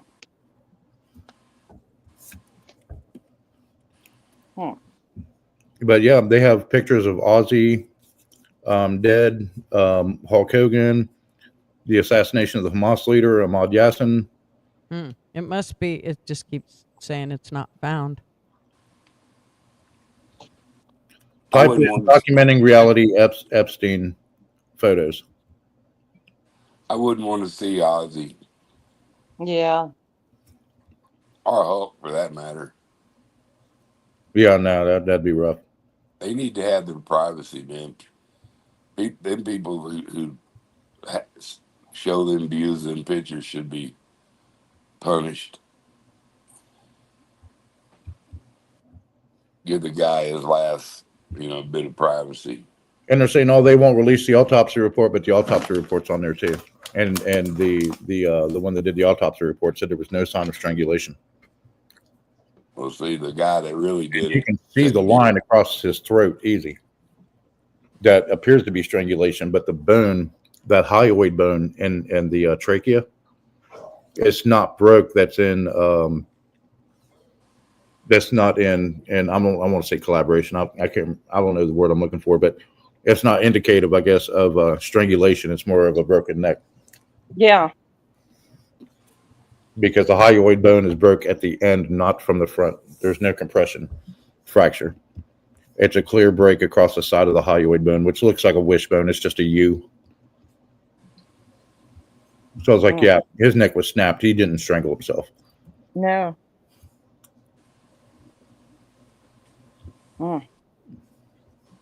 I say Hillary. Yep. I mean, that's my guess. If I'd had to guess. Yep. Oh. Yeah, there you go, Gigi. I always like giving you the cool stuff to look at. Dude. Could have been, yeah. Even the way that everything is tied up, and it's like a drawstring mark across his throat. You can see the pulling on the body when he was turned on the side, which is, indicative of a body that's been there for a while. But if you notice, it's on his shoulder. So he was almost on his side. He wasn't on his back. So I mean, everything about that is suspicious. Well, they didn't even let his they even brother show a see him. bone. It says Epstein's autopsy report found in his neck had been a bone had been broken. It shows the bone. They pulled the bone. Mm-hmm. And I and there found would have out never. Oh, that's orange, not blood. I see. Yeah. So he was basically a money runner. Do any of y'all ever watch Mike Benz? No, I don't. He's got a channel on YouTube even, and he's discussed it. And he's like, follow the money, and he named off names and companies and people that Epstein basically was a money laundering for all these, like CIA, for these the military, whatever they wanted money NGOs. exchanged. Yeah. Yeah. Oh Lord. And So guess he what? wasn't necessarily a secret agent like everybody keeps saying or whatever, but he was in the know of the money being moved about all over the world. Oh yeah, he knew some stuff on Jamie Dimon too, which is why Jamie said, "Oh Yeah. no." They were best friends, and then he turned around and Jamie backstepped, and he gave $295 million to Epstein's victims from Epstein's JP Chase account. Yeah, So, that's how you get them. You follow the money. yep. I want my money for having to brainwash this whole fucking stupid shit that's going on. And well, it's dividing the party, obviously. It's dividing the nation. And Duggar's right about the NGOs, and guess what Trump just did this past week? Cut all the funding to the NGOs. I missed that. Good. Yeah, he'd been cutting them. Massive. That was in the big beautiful bill. Did y'all see where Big Ball got attacked? Yeah. Yeah. You got his ass That's whooped. sad. He was trying to help a woman. Oh man. That lady that got beat up by that mob. Yeah. Benny Johnson got him the senator got him a GoFund. She got over $500,000. Awesome. And she's going to need it because she's having a lot of problems in her head and her psyche, you know. Oh man. They don't even tell about the other poor son of a bitch that was getting trashed over there. Yeah. Very good, Gigi. Enjoy. But they milk the mother of two, you know. Yeah. But she was just a little sweetheart, man. I don't know what kind of man can stand there and watch another man hit a woman that hard. Yeah. Yeah. I would have had my old fat ass kicked by somebody out, but that person that hit her, he'd have been all mine. Yes, he'd have been all mine. Oh yeah, he'd have been. I'd have done the same. I'd have injured him really, really bad, really, really quick. Yeah. Mm-hmm. Even though I am an old guy, I'm still good as once as I ever was. No. Thank you, Toby. God bless. God bless him. Yeah. Rip. Rest in peace. Yep. My fucking hero singer right there. Are Mouse and Gigi looking this up? Is that why they're quiet? Yeah. I was trying to. I couldn't get it to work for me. Don't question it. Okay, so what I did was just a minute. I'll tell you what I did. I'm actually screen recording it right now. Okay. In another StreamYard so that Where's LW? I need backup.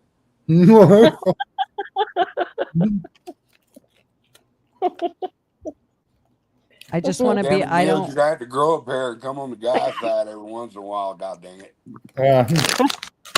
It has nothing to do with that. Hey, you can get lippy with them. They can take it.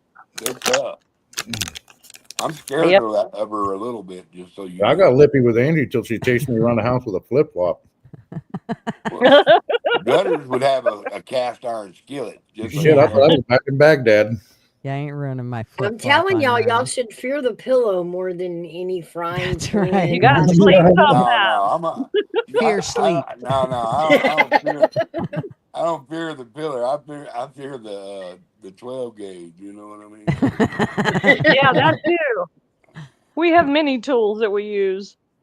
I got on the porch and I lit a cigarette. No, we ain't gonna use the He shotgun ain't because seen my crazy yet.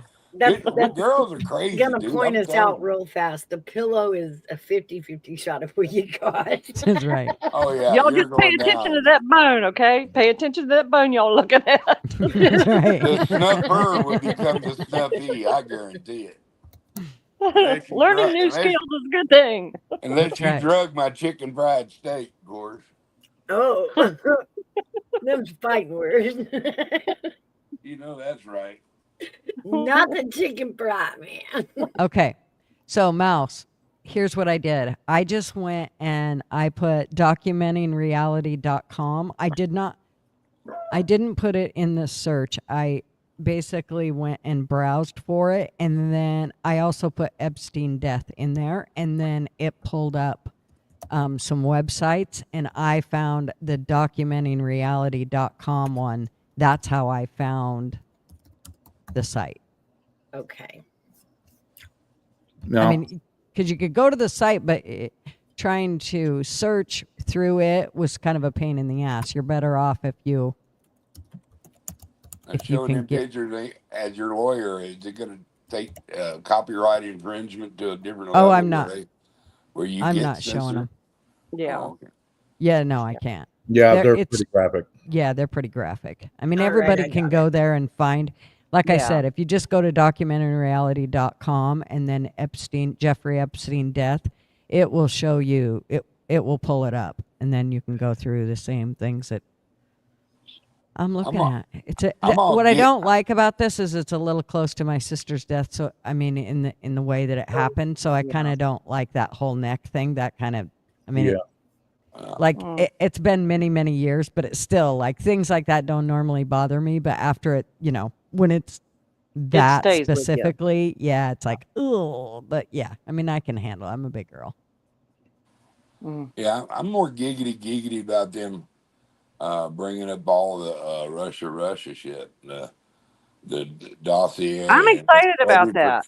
all the way Yeah. back to when Paul Ryan was trying to run Rhino on us, So it all links up. It's the same players every time. Mm-hmm. That's the deep state. Yeah. But I Now- like Tulsi Gabbard and how she's got the receipts to back it up. She's not just blowing smoke up anybody's ass. She's actually She's showing. so hot. She's so hot. I like her. Oh, Yeah. dude, she's tough. Yeah. Yeah. She got balls of steel. And That's Mouse's LW's yesterday. girlfriend, I think. Huh? I think that one's LW's girlfriend. No, that's my I girlfriend. like her. I would vote for I her had to let her for a go. higher She's office. married. I don't had to know. quit- They're all government. Fuck I all. had to quit lusting after her. She was married. She had a Marvin. And Marvin.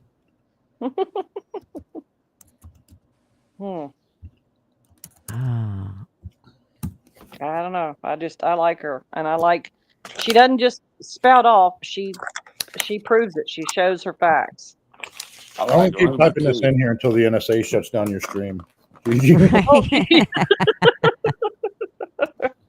We may need bail money, Niles. Come on. Right. Right.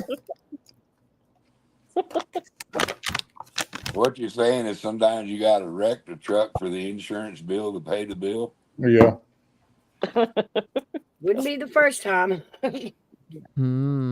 Yeah, tetrodotoxin is a very common one, and it's imperceptible by medical equipment. Uh-huh. So you will appear dead by the medical equipment, and then next thing you know, a few hours later, you wake up and you're alive. Yeah. I'm trapped in my house. So many times. Oh, geez. I need to get out of here. You're trapped? I want to go fishing. It's just too damn hot. Right? Oh. But I'm going tonight because it's full moon action. Well, if you get in the water, you won't be as hot, right? I tried to go fishing this summer, and I caught a sunburn and a couple mosquito bites. Yeah.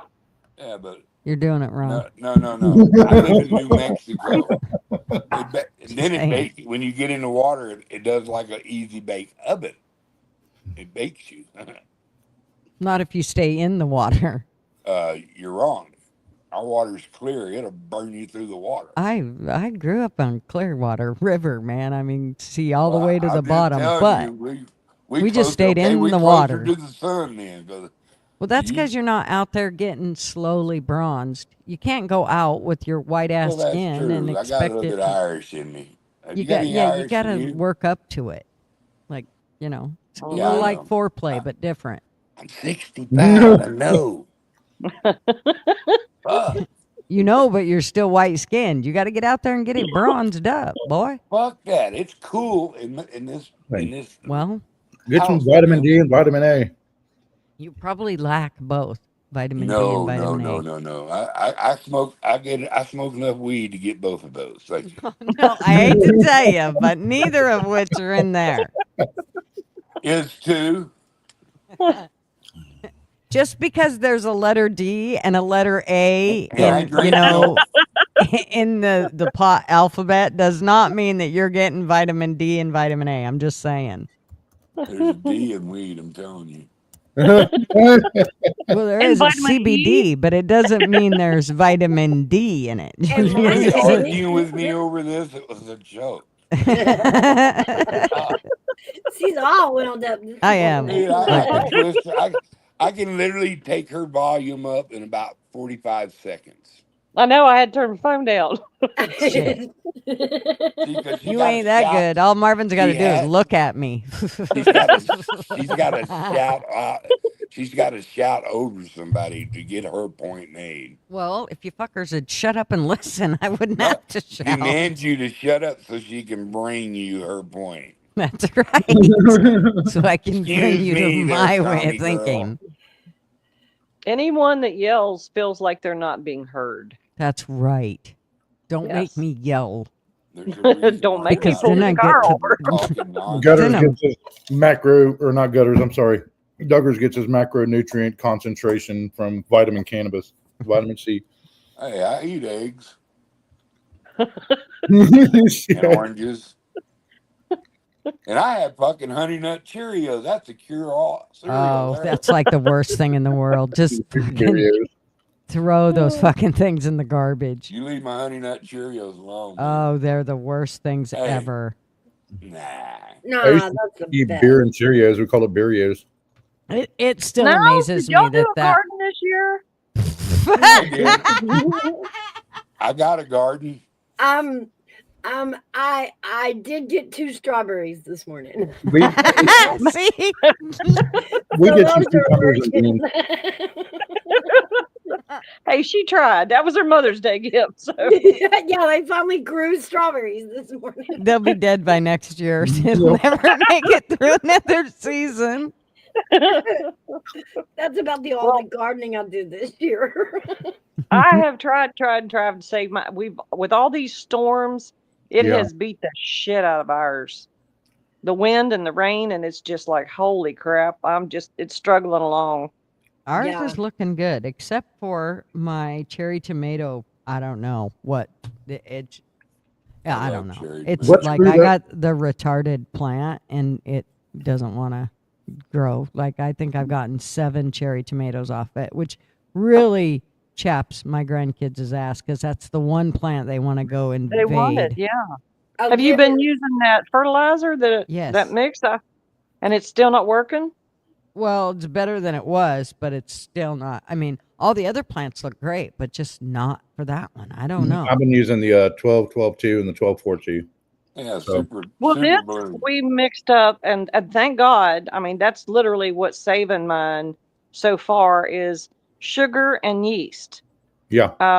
And you mix it up, and it's basically a natural, or close enough for a natural fertilizer every 2 weeks, and it made them stronger. Thank God, or It's we like wouldn't a have anything UTI, left. but different. Sugar and yeast.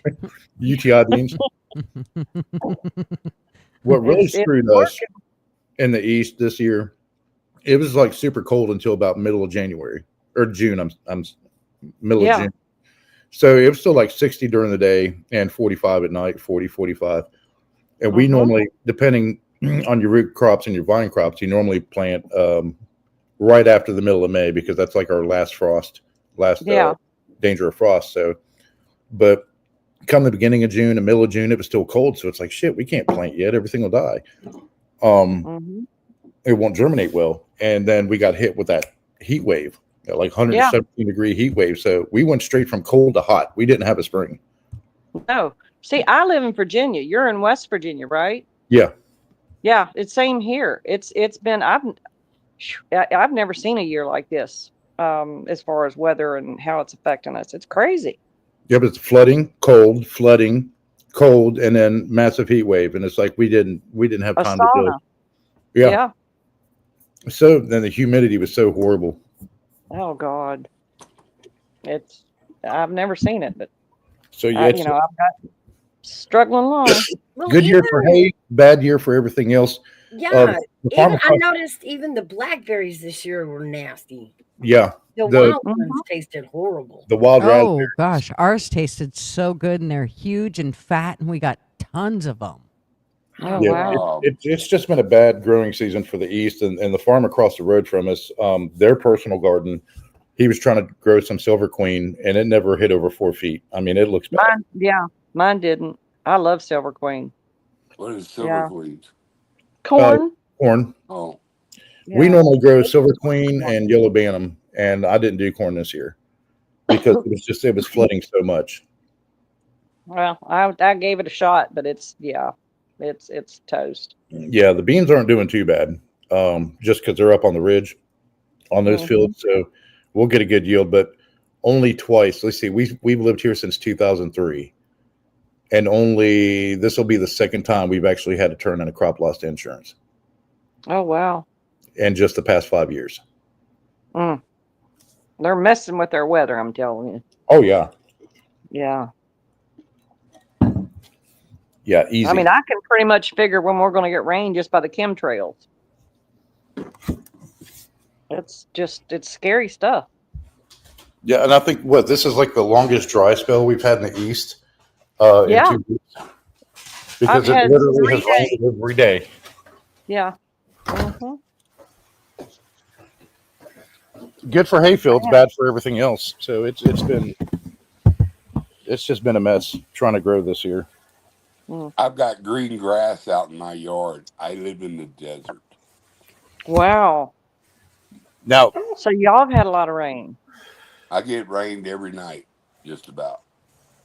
Every evening. Just crazy. We get a monsoon every year. I'm in a monsoon right now, but it's starting to taper off. But I tell you what, I haven't had to water my plants in 2 months. I haven't watered once this year.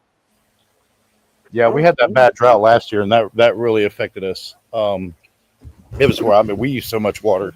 Oh, we did too. We watered so much it cost us $400 freaking dollars. Yeah. Gum. Yeah, we had from filling those tanks and everything else and taking them up there and spraying, it cost us $3,000 last year. Now every year we automatically turn a 20% crop loss into insurance. That's what's allowed. That's like the max allowed for wildlife damage, deer coming in, eat stuff, rabbits, gophers, all that shit. So yeah, we're probably going to do around an 80% crop loss this year. It's just been horrible. Oof.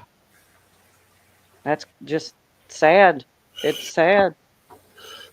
And this is why there's such a decline of farmers in America. It is. Yeah. Yeah. They run in debt all the time. And you never know what you're going to get from year to year. Yeah. I'm sorry for the people who don't know how to grow a tater. Or a tomato or a piece of corn or a bean. Or even forage. I mean, if you can at least know how to forage, oh my gosh, there's so much wild stuff you could damn near eat and live off of if you just knew what you were walking by. Looking for. Yeah, we lost all of our potatoes last year. The year before we had a good yield. We had a 600-pound yield that year. But we did yellow potatoes. Yukon Golds. Yep, those are the best. That's what we grow. That and red potatoes, Potomac red. Oh yeah, I love the Yukon Golds because they're very hardy. Especially you can grow them in the late season. You plant them in like February, March, and I mean they're just cold weather hardy. and they're so delicious, especially for mashed potatoes. Yeah, if you Yeah. take and put them in ice in the refrigerator about a week before you make mashed potatoes out of them, they get all sweet and stuff, Oh yeah, Mm-hmm. yeah, because like onions.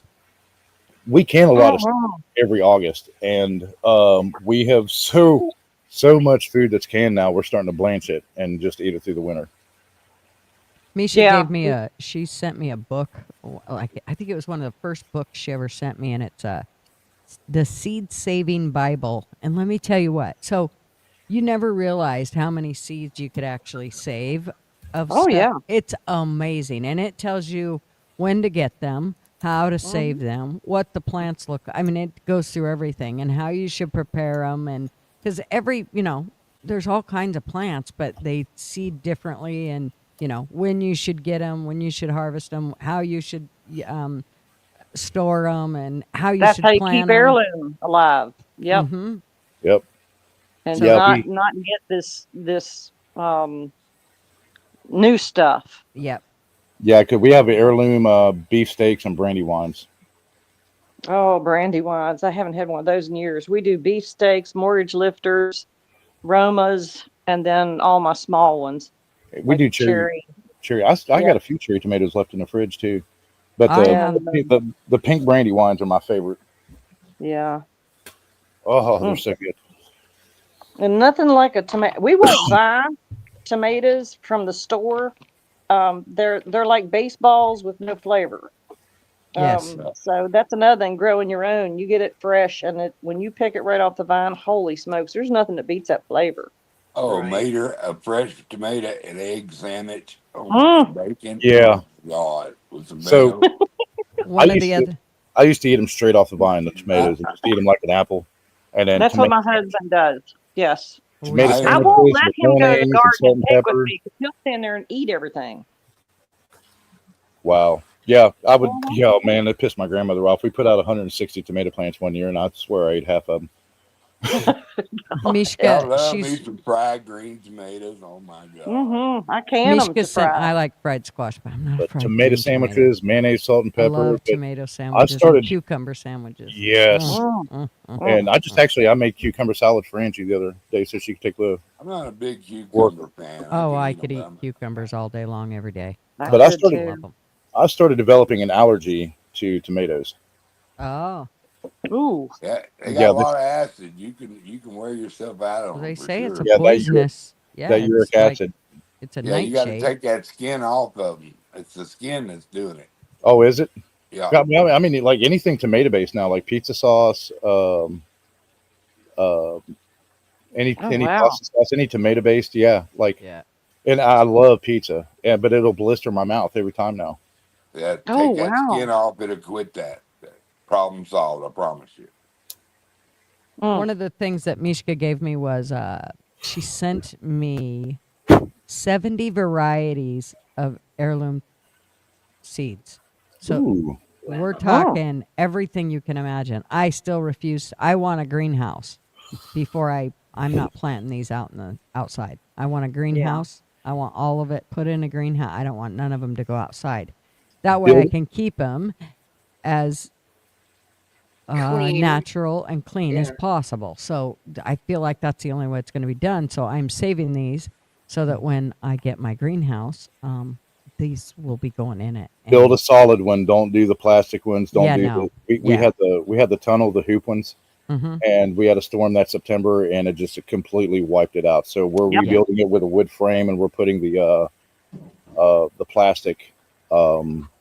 It's like the plexiglass. That's what we plan to do Glass is into it. plexiglass or Yeah. either that or I'll do old windows. Like if I can get enough old windows collected, and I'll do old windows with, instead of plastic, just because I love that look. You'll But- just want to let it open for bees to pollinate unless you want to hand pollinate. right. Well, that's why I like the idea of old windows, is because I can open them pretty much in whichever spot I want to and be able to get the draft through. But also, I'll want screens or the whole bee thing. I'll actually put bees in, and that way I don't have to worry about whether the doors are open or not, because that's the whole idea. I don't want my shit outside. I don't, whatever they're spraying in the air, I don't want it in my plants. Yeah, So- you can do like the French garden doors too.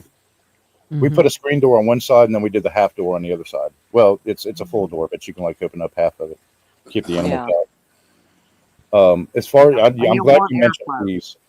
I'm glad you mentioned bees because we started a thing a few years ago called No Mow May.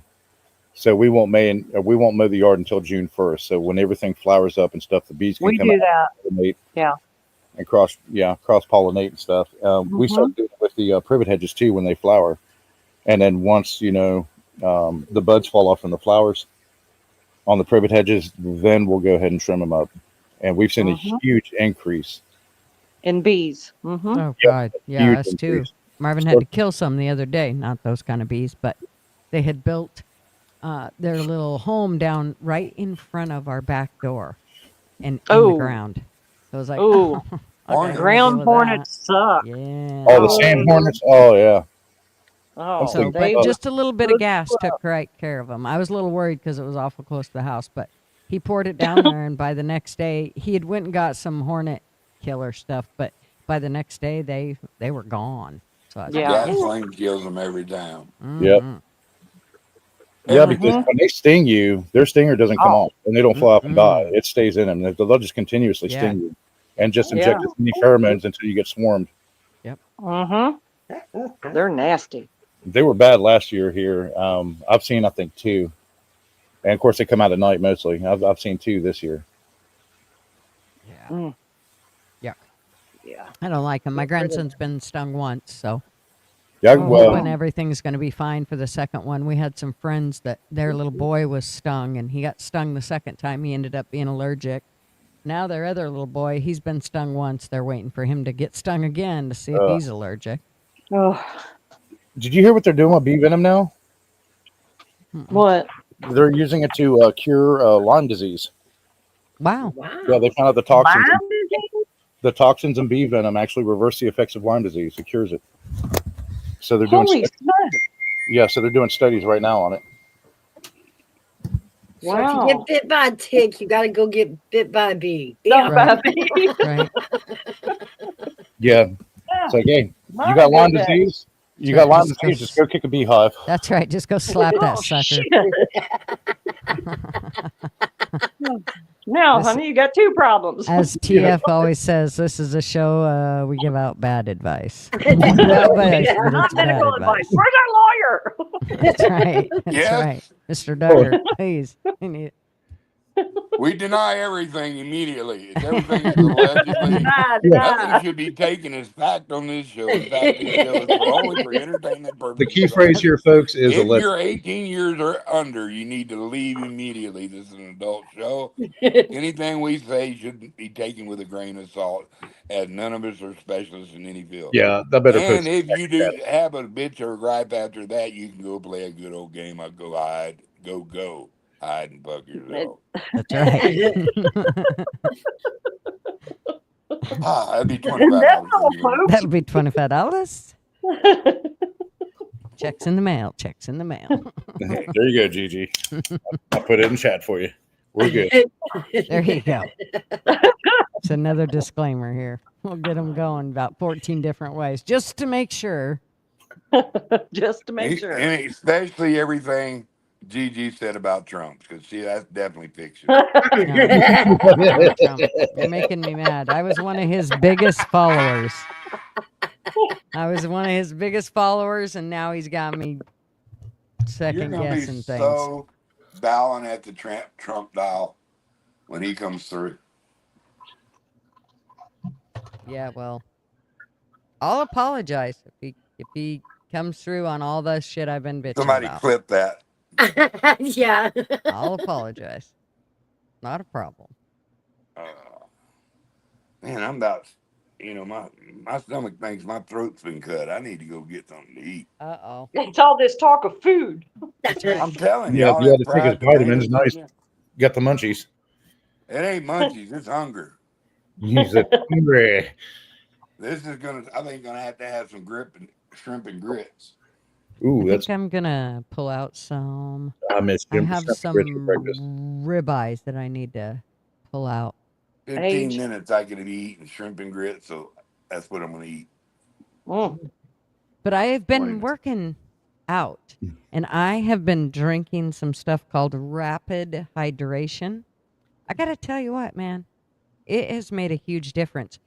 When I drink one of those drinks, I get a boost of energy. Like, and when you come, it's not like you come down like coffee and you're like, oh, I need a nap.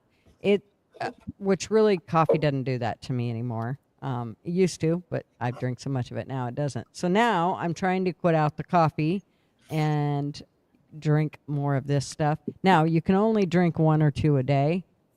It is loaded with sodium, but let's remember when you have heart issues or anything wrong with you and they send you to the ER, what's the first thing they do? Load you with sodium. There you go. Yep. So EKG lines and oxygen. Yep. there you go. So I've decided that this is kind of the way to go. It's not like I want to drink it all day long, but it definitely helps. And here's one of the things that I do. I usually drink half of it because it comes in a packet. I'll drink half of it right away.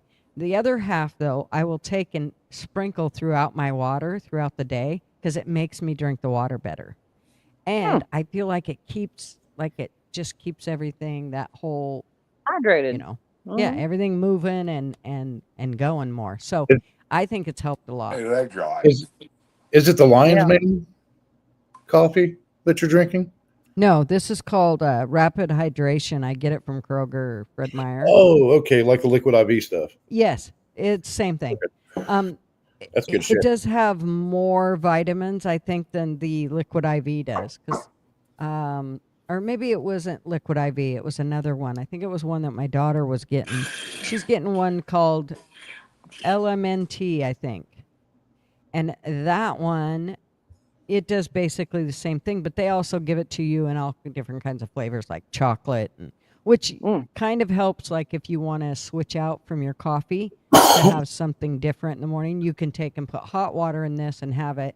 And Marvin's been doing that for the last couple of mornings, and I think it's made a difference. I'm not willing to give up my coffee yet, though. I mean, I don't think he's willing to let me give up my coffee yet either. Yeah, that's dangerous. That's not good. Maybe dangerous. Yeah. No, Marv. No. Yeah, don't do it, buddy. You stop Gigi's coffee and she'll clear out a Ukrainian battlefield in about fucking 2 hours. man, all by myself. Yeah, Give that's her not wine in her coffee. That's all. Ooh. Then she'll get really loud. Right, there won't be a megaphone around. I don't know about that. Yeah, I don't. I think we better I better stick with at least a little bit for now. Maybe eventually I can, but also I've been Marv and I have been working out, and I think it's going to be kind of a ritual that eventually we'll probably end up doing together more so. Right now we're just kind of trying to figure out our own little ways of what we need to be doing. And so his is more for health reasons. So neither of us are big worker outers. We're not like, oh, let's go work out. We're not into that. Yeah. So, well, I mean, you do functional exercises around I have the a house. news flash. What's that? My internet just came back on. Woohoo. Awesome. That's one more day. 4 days. I can go play Rod. Yes, but it's already halfway through the day, so you still don't owe for today. So today is a free day for you because when you call them, you're going to say, oh, no, you're giving me the 8th for free, too. Hey, I'm kind of teared up right now at the moment, y'all. Excuse me. He is going to beat the hell out of some kids right now, I'm telling you. Feels like the room filled back with oxygen. I had a base full of sulfur, all kinds of gunpowder already made. I was just fixing to start the bombs. I had 3 bases I was going to take down. I worked a whole wipe to get even with these punks, and I lost internet for 4 days, man. And the Oh, white gosh. filter, I He's gonna go crazy. Oh, man, it pissed me off. The little bastards had it coming too. So, Sun Honey says y'all stay away from the feel free that kava and kratom in it. Okay. Oh, the yeah, kids are I've getting heard about addicted to that. it, and they'll walk up to a complete stranger in convenience store and ask to buy a Emma bottle. Yeah, Hey, man, you got any more of that kava java? that whole, I don't know about kava, but I know that kratom shit. I know there's somebody on YouTube that he's just big into it. He thinks it's the greatest shit ever, and it's the least of the evils and blah, blah, blah, blah, blah. I have not heard good things about that shit. I wouldn't be doing it. Kratom is basically K2 in liquid form and gummy form. Yeah. And remember, they banned the K2 because it was causing so many issues. Yeah. See, Jesus, can't you just smoke good old fashioned pot and call it good? Right? I mean, this is not. That's what I decided to do. This is not any advice. Remember, we're a bad advice channel. Remember that. And by the way, Mr. Duggar is going away for a little bit. Mr. Thank y'all Duggar. so much for hanging out with me and letting me get out there and tease Gutter Girl up a little bit. Sweet dog mom, my love. Oh, it was a Good to pleasure. see ya, Pleasure. Beth. The honor's mine. It was Nels, fun. everybody that came up here today while I was here, I appreciate you. In chat, Always, Mr. Duggar loves Duggar. everybody. Y'all take care of your little bitty selves. You have You a too. great Go get day. fun. Kick butt. Go enjoy that internet. Oh, they're Yeah. going down. Go beat up some kids. No, I can't go fight them because the wife's over. That pisses me off. Well, go make friends with them then. You'll need them next time you fight. Go toilet paper their house like we used to when we. That ain't really what it is. I was doing some research on some houses that I need to get back on. Thank y'all. Bye bye. Get your shit done. Bye. Thanks for hanging out with us. I suppose it's 3.5 hours. I was only going to go for an hour, remember? Oh, okay. I'm 3 hours into it, over 3 hours, but it was a good visit. I didn't want to stop it. Yeah, it was fun. Man, yeah, it's been a great stream. Right. I And know. Big Dog Ma came up. Well, I ain't Yeah, stopping we it. got Ma up here Right? even. That's Right? an extra special day. Yeah. With Oh, hey, with a Scum Dog. fried laptop. It's like, okay. That's right. Yeah. I couldn't see chat, but yeah, it's fun. Usually I stay in chat just to play down there, but yeah. The laptop died. Duggar doesn't have internet. What the hell's going on this weekend? I don't know. Solar minimum, who knows what's going on? Everybody's Right. freaking. Yeah. I know. All our Crazy. electronic. And don't forget, there was a G2 solar storm. So Yeah. tonight and tomorrow night from New York all the way to Idaho, you're going to, and where Gigi lives, you will be able to see the Northern Lights. Oh, Yeah. cool. Oh. Thanks. So it's how far south will it go? It should be in our area too, because we got a local alert about it. So we should be able to see it Yeah. no way. That's what I was thinking. Or I hoping, wonder. yeah. Pretty Remember, much everything north of Danville going west, we'll be able to see it. Remember, if you think you can't see it, go get your phone and turn the camera on, and you can see it that way. It does show up a lot better. Well, and the further away from the city you can get, the better. Just Yeah. saying. Yeah, definitely. Thank God I don't live in a city. Right? Mouse, you got great pictures. Was it last year? Mm-hmm. With the pink skies? And it Yeah, was that weird Xbox. because you couldn't see it very well just with the naked eye, but when you put the camera up there, you could really see it good. Okay. And that's what that was the reason we were taking pictures of it, just to see it better. Yeah, cool. But it was Well, like give a it a shot. pink color. Yeah. I think they're going to make me go to, I don't know, a high fucking mountaintop or something to see it. Mm. They're saying it's not going to be too Mm. visible from down here, but we'll see. I don't know. You never Yeah. know. Oh, where's my damn dog? I don't know. Mine are laid out here. So There you go. All righty. Well, I'm glad you guys came up and hung out with us, and thanks for being the hostess with the mostest. That's it. thanks for being here and hanging out with us. I It had was a fun. good time. And everybody, Are don't y'all forget, doing a conspiracy tonight?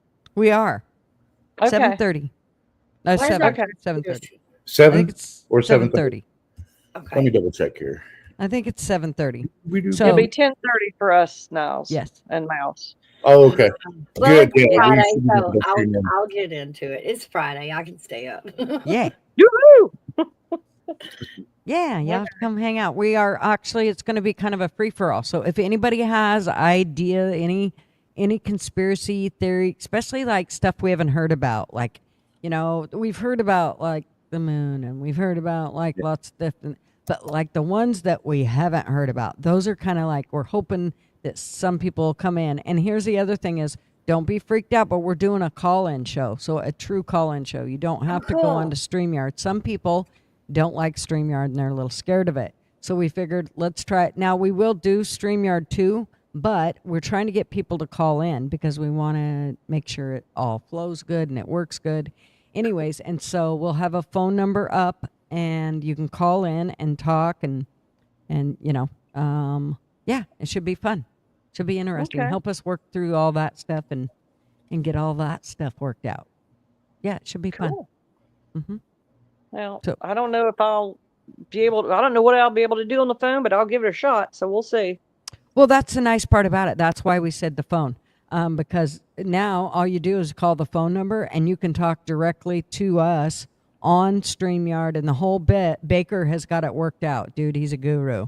And he's got it all worked out to where you just call in and we're able to hear you. Everybody else in chats able to hear you, and we can carry on a conversation. Not a problem. I'll So tell it's you, kind of cool. the what is it? The I-5 Atlas, whatever asteroid. That's a good current one too to discuss. Oh, The third is that a conspiracy though? Yeah, because the way that it's Is it a spaceship or is it a rock? Oh, yeah, okay. they're saying is it a rocket, like a probe rocket, or is it actually a asteroid because of the way the velocity is and it's changing direction. Lovely. Yeah. Trip. The only last thing, remember, viewers, when you call in tonight, to make sure you turn your or you mute YouTube, or because there'll be a small delay between the phone call and YouTube, so it'll echo. So make sure you turn your volume off on YouTube when you call in.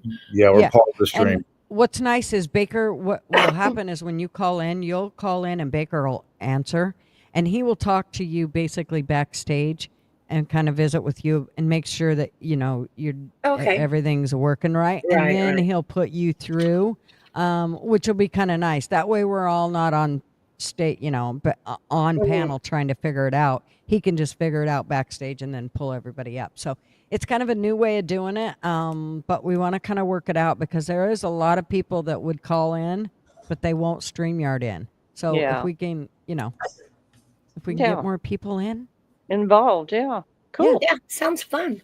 Yeah, it should be fun. So yeah, everybody come hang out with us. And Mouse, what do you have planned for coming up? Nothing. Nothing, just your normal Thursday coffee club. Make sure y'all are subbed up to her and go see her. And then Niels, what about you? 8 p.m. tonight, we're doing the Wheel of Controversy. So it's going to be a debate stream with open panel. And the best part about that is it's going to be a random topic. So we let the wheel pick what topic to talk about. And we're going to change it up like every 15 minutes or so. Nice. Oh, Cool. Yeah, see? Everybody got new shit going on. That sounds fun. That makes me happy.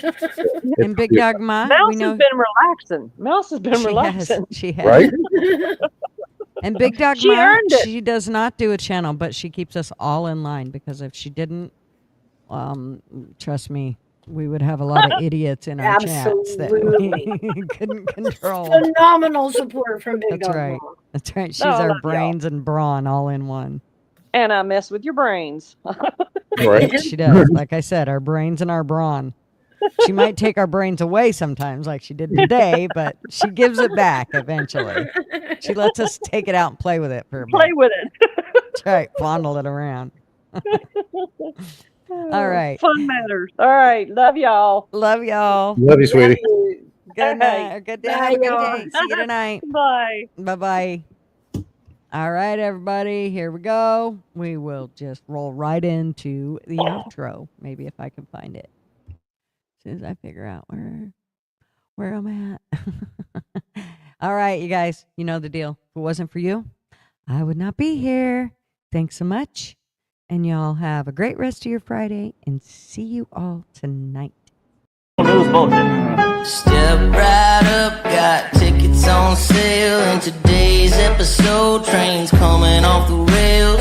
Watch it all burn from the screen on your phone. But don't you you worry about it, you're safe at home. Every talking head will tell you everything's fine. It's the blind leading the blind. Yeah, it's a circus out here, we're wobbling on a wire. There's a lady with a beard, clowns juggling fire. Elephants and donkeys got us jumping through hoops. Y'all wish that I was lying, but you know that it's the truth. Get your popcorn ready and pour you something strong. If the world's still spinning, the shit show goes on. Well, the world's strongest man just dropped the ball, and the tent's caving in from the weight of it all. Yeah, the lion's out the cage, puppets in a rage, and the ringleader's on parade. It's a circus out here, we're wobbling on a wire. There's a lady with a beard, clowns juggling fire. Elephants and donkeys got us jumping through hoops. Y'all wish that I was lying, but you know that it's the truth. Get your popcorn ready and pour you something strong. If the world's still spinning, the shit show goes on. Come on. Witness the greatest show on earth. Restore the flame. It's a circus out here, we're wobbling on a wire. There's a lady with a beard, clowns juggling fire. Elephants and donkeys got us jumping through